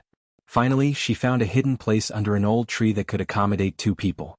She hurriedly helped him to sit down. It was a hole under a big tree that should be impossible for the group of people to find. When Li Nanheng sat down, he frowned slightly because of the wound on his back, but it was only for a moment. He turned to look at the tall bushes outside. There are traces of blood all the way out. If they want to find us, they can borrow 2 hounds to find us. Don't worry, I'll handle it. Wait a moment. As Feng Ling spoke, she walked out of the small space that could only accommodate the 2 of them and went into the tall bushes outside. Although this jungle was very large and looked dark and mysterious, it was actually the jungle closest to the city. The animals here had long run away because of the excessive disturbance of human beings. Only snakes and some harmless small animals could be found here. She plucked some chameleon grass from the jungle and crushed it into mud. Then, she rubbed the smelly chameleon grass mud all over the place along the path she came from. Then, she went to the other side and continued to rub the mud. In this way, after more than 10 minutes, Feng Ling quickly cleaned most of the areas. The smell of the grass was very strong. Not to mention that it was impossible for them to have a hound. Even if there was a hound, it was impossible for them to distinguish which was heavier because the smell of the grass was mixed with the smell of blood, which could be easily confused with the smell of human. Only Feng Ling, who grew up in the jungle, could understand this. For others, unless they were professional jungle explorers, even authoritative doctors might not know this kind of thing. When she went back into the tree hole, she saw Li Nanheng sitting there, eyes closed, motionless. Feng Ling's heart skipped a beat. She quickly walked over and squatted down in front of him. "Li Nanheng?" The man with his eyes closed opened his eyes because she suddenly pinched his shoulder hard. He looked at the girl in front of him. Although his face was pale and weak, his eyes seemed to still be bright. "Didn't you just call me Boss Li? But it's good. Anything sounds better than Mr. Li." Feng Ling glared at him and didn't want to talk nonsense with him. She took out the dagger she had brought with her before getting into the car and cut open his clothes. When the man raised his brows and leaned against her, she said coldly, "I've already seen your wounds yesterday. I don't think you mind if I take another look today." "I don't mind, but your action of cutting open my clothes is too rough." The man chuckled hoarsely. Feng Ling said coldly, If you like gentle people, go find gentle people. Don't bother me. For some reason, Li Nanheng smiled because of her words and even laughed out loud. At the same time, he couldn't help coughing because of the wound on his body, and the wound on his back that hadn't dried up continued to bleed. Just now, because he hadn't stopped moving, the wound couldn't heal easily. Until now, he hadn't passed out because of his good physique. Feng Ling looked at the man's pale but still smiling face and suddenly remembered that night on Roger's Pass. At that time, he was so weak that she didn't want to get out of bed for several days. She hid in the tent next door and didn't want to go out to see anyone. She was really blessed by this man's physical strength, so her physical strength was really nothing compared to his. For some reason, she suddenly thought of that matter. Feng Ling's expression darkened again, but she did not speak. She bent down and turned the man's shoulder. Then she leaned behind him and checked his wound. She then asked, "Did the bullet penetrate your shoulder blade?" "I don't think so. If the bone was pierced, I wouldn't have walked so far," the man replied hoarsely. "It's only in the flesh. Don't you have a knife? Help me take the bullet out." Feng Ling thought she had heard wrong. Her hand that was still around his wound suddenly paused and she looked up with a jerk. "What did you say?"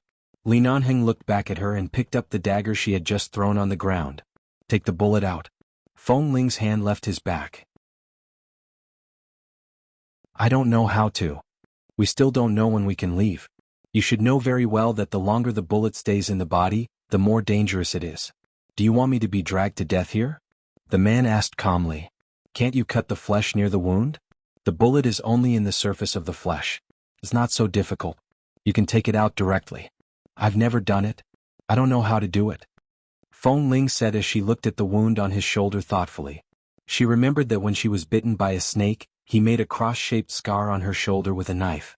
It seemed that if she drew a cross, she could indeed get the bullet out.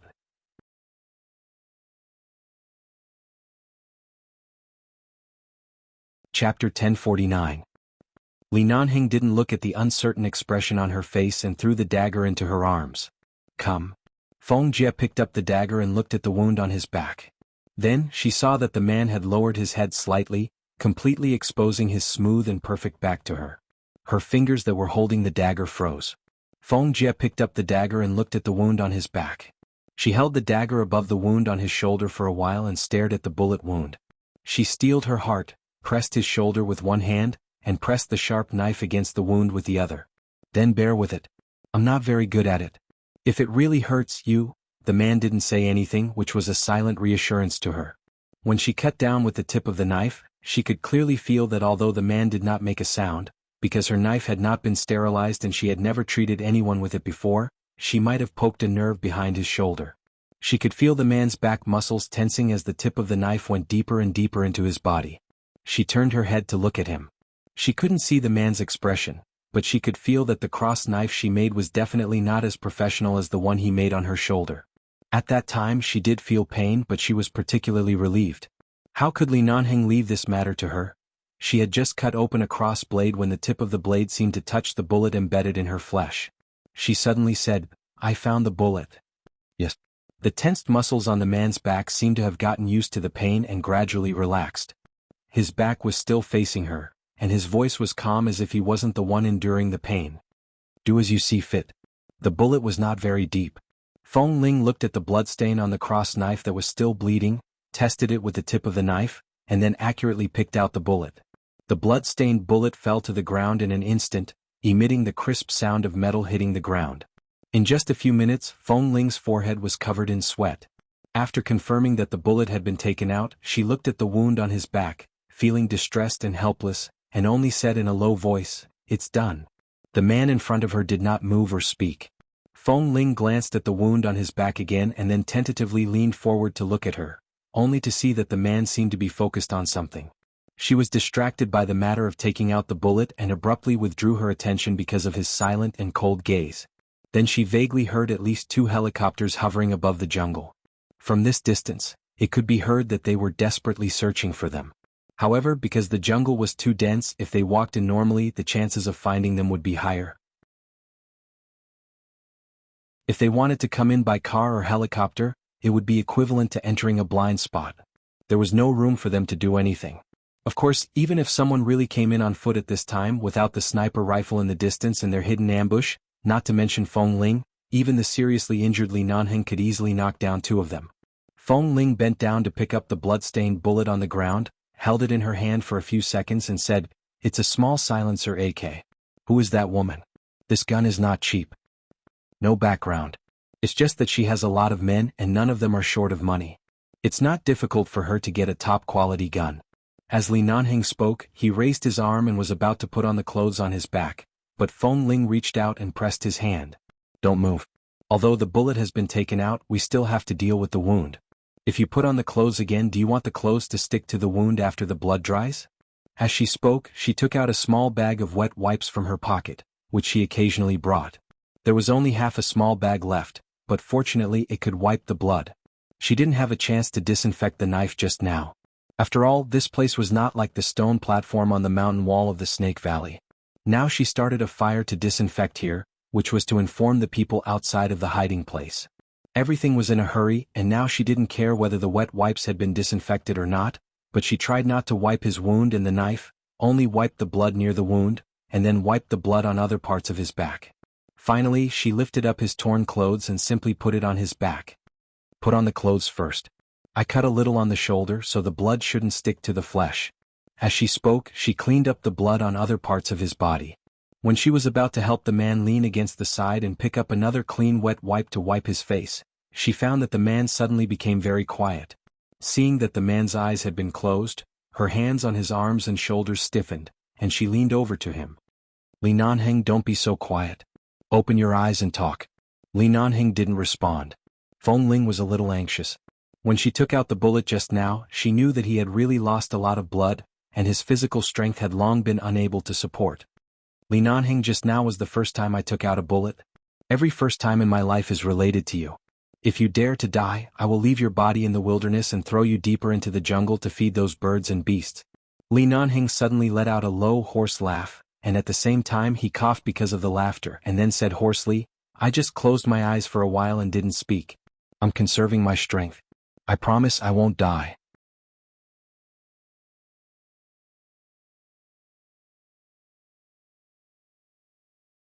Chapter 1050.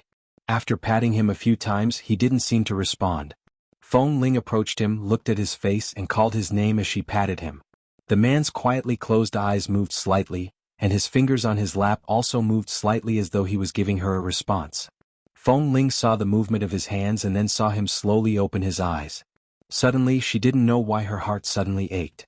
She looked at his face and whispered, "What do you need to do to hold on? Don't fall asleep?" The man opened his eyes slightly to look at her. It seemed that he was unable to smile, but he still moved the corners of his lips slightly and said in a very hoarse and soft voice, "What do you think?" Feng Ling didn't understand what he meant and only looked at him. "What do I think?" He really didn't understand when he should understand, and he didn't understand when he shouldn't understand. Li Nanheng sighed with a smile, slowly raised his hand and pointed at his own face. "Kiss me." His face was pale, his voice was weak and his eyes were haggard, but the three words he said were still extremely seductive. Feng Ling's heart couldn't help beating hard. She looked at him coldly, stood up and took a step back. "Then you'd better sleep." Li Nanheng raised his eyebrows and said hoarsely, "You'd rather watch me die than have anything to do with me? Then go to hell." Feng Ling's eyes were full of impatience. Li Nanheng looked at her, curved his lips and didn't say anything more. He slowly closed his eyes again. At first, Feng Ling thought he was doing it on purpose, but the man's face was unbelievably pale. Although she couldn't see any emotion between his brows, she could feel that he didn't have much strength right now. Seeing that his eyes hadn't opened for a while, she suddenly leaned down again. "Li Nanheng, don't sleep." However, the man's eyes were still quietly closed, and he leaned against the tree hole motionlessly as though there was no reaction. Feng Ling frowned, wondering if she was really too cruel at this time. After all, he was injured because of her. She raised her hand and patted the man's shoulder twice. "Wake up. Li Nanheng, don't sleep, wake up." Before she could finish speaking, the man with his eyes closed raised his arms and hugged her. Although he was not strong, Feng Ling's squatting posture was not very stable. She was caught off guard and fell into his arms. When Feng Ling abruptly raised her eyes, the man leaned toward her face. He closed his eyes and held her. His pale face was filled with enjoyment as he said, "Just a kiss." Feng Ling pursed her lips and glared at him. Under the man's blissful expression, she pushed him away. "I don't think you'll die either. As she spoke, she got up and walked out of the tree hole. The sound of the helicopter has disappeared. I don't know where it stopped. I'll go out and take a look. Looking at the little woman who rushed out angrily, Li Nanhing sat there, his pale lips slightly twitched and he chuckled, "Don't go too far. Be careful. I won't get lost in the jungle." Feng Ling retorted as she walked out.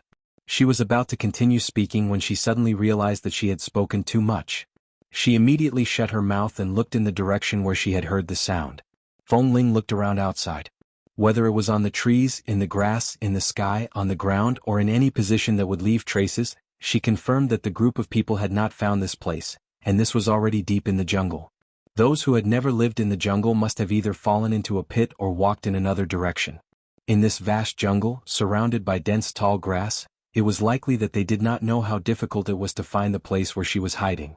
After confirming that it was safe, Feng Ling picked a few pieces of grass on the way back.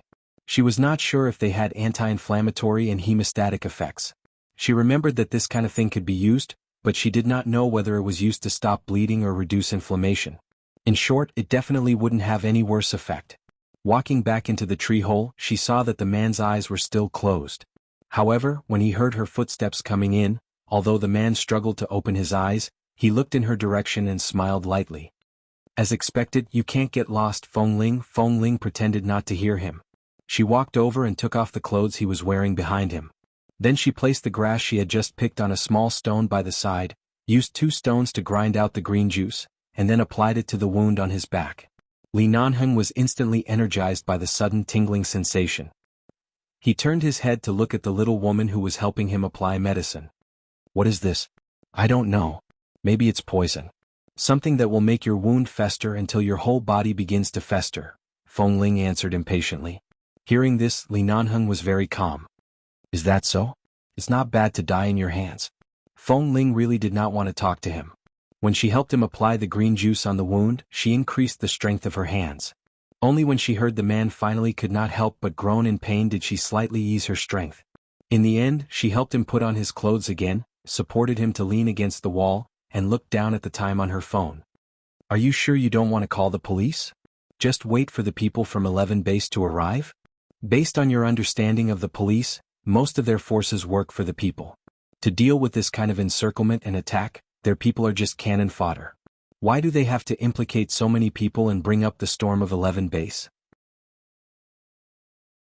Is there anything that our own people in 11 Base can't handle? Do we need outsiders to help us?" Li Nanheng asked mildly. That was true.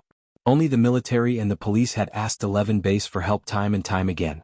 11 Base had never needed their help when they encountered something.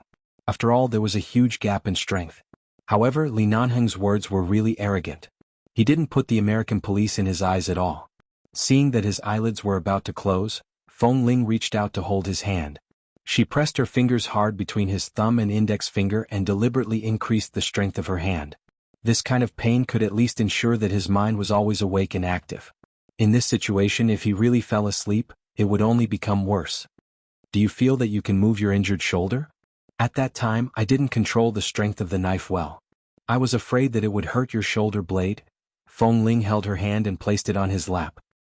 He looked at her mildly and did not speak. He did not have the strength, so he just looked at her like this.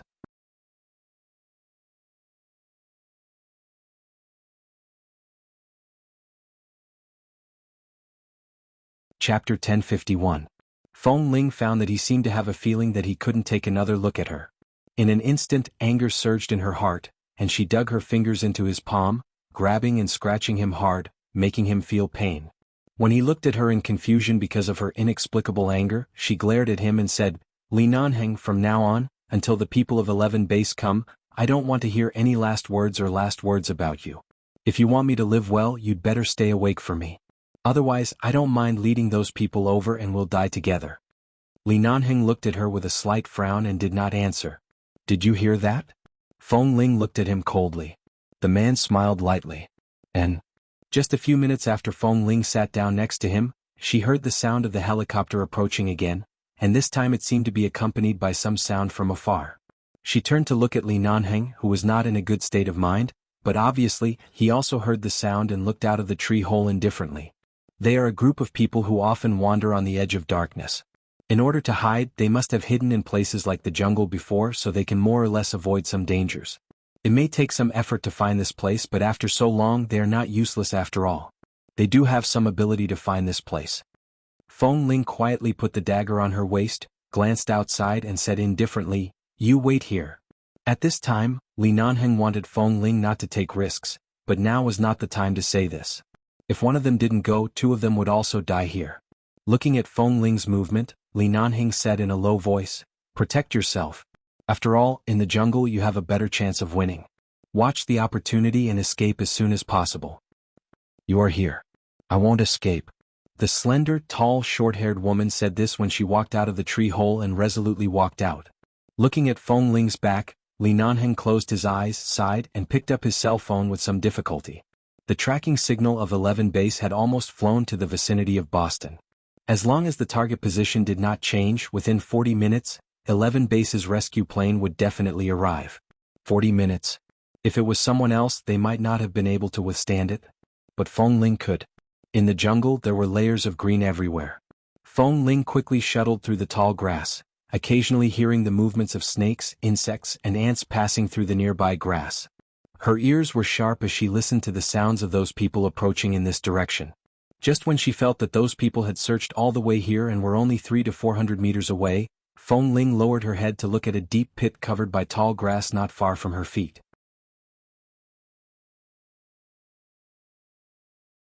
She then glanced at the several thick old trees by the side and quickly jumped up the tree. She leaned over the dense tree trunks and looked down. From this angle she could see that there were about a dozen people coming in. Each of them held a different type of gun in their hands. At such a distance she could recognize the models of the guns in their hands. She could also tell which guns were powerful and which ones looked heavy but were actually not very powerful. She could easily avoid them. After observing the situation clearly, Feng Ling picked up the stone she had just prepared and quickly threw one to the side 100 meters away. The sound of the stone hitting the tree trunk was not loud, but from the position of the group of people, they felt it was a strange sound and were immediately distracted by the sound. They all carefully turned to the side and pointed their muzzles in that direction. Seeing that their attention had turned to her, Feng Ling observed the trees behind them and took the opportunity to quickly jump down. She bent over in the grass and sprinted forward. She then leaped forward and kicked a man holding a small handgun behind them. The moment she kicked the man, she snatched the gun from his hand within a second.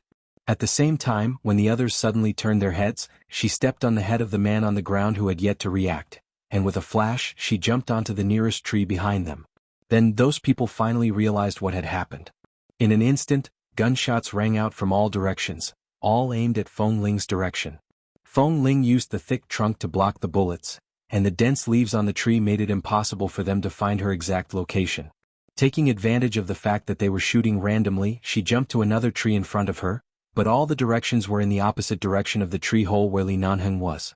She dodged the bullets and successfully led the people to another direction and into the grass. More than a dozen people saw her figure, and for a moment, they all chased after Feng Ling. However, after running more than a dozen steps, there was suddenly a few screams. The people who went around to the front looked back with a jerk, only to see that 3 or 4 of their companions had fallen into a pit under the grass. "Damn it! She's playing with us." The people standing in front roared angrily and fired wildly at every tree around them. However, gunshots rang out from all directions in the jungle. Feng Ling had taken the opportunity to jump back from the next tree, stood on the nearest tree less than a meter behind them and looked down at them. A group of fools was still shooting at other trees, but they didn't hear the movements in the tree behind them. Feng Ling squatted on it, picked up the gun she had just snatched, pointed it at the back of the leader's head and pulled the trigger. When the people under the tree heard the sound of the trigger, they subconsciously turned back, including those who had been pointed at by Feng Ling. The moment they turned back, they seemed to have sensed something. However, his reaction was still a step too late. There was a bang in the air, and this sudden bullet pierced the head of the person who had rushed at the front. He suddenly stood there stiffly, his eyes empty as if he couldn't believe, unwilling and full of fear, and then he fell heavily to the ground. Seeing this scene, those people were all shocked, and in an instant they all raised their guns to this tree. Feng Ling's shot was indeed very risky, but at this time if she didn't kill the leader, the order of this group of people would not be disrupted. She dodged the bullets they fired in time and looked back at the other nearby tree trunks. Now these people were all surrounding her. If she jumped out, she would immediately be shot full of holes by their bullets. You're tuning in to the Han Li's Wuxia Adventures YouTube channel. We're so grateful for your support, and don't forget to subscribe to join us on this incredible journey through captivating stories. Your generosity through donations truly makes a world of difference, as it's the primary source of revenue that allows me to expand and enhance this channel for you. Thank you from the bottom of my heart for being a part of this adventure.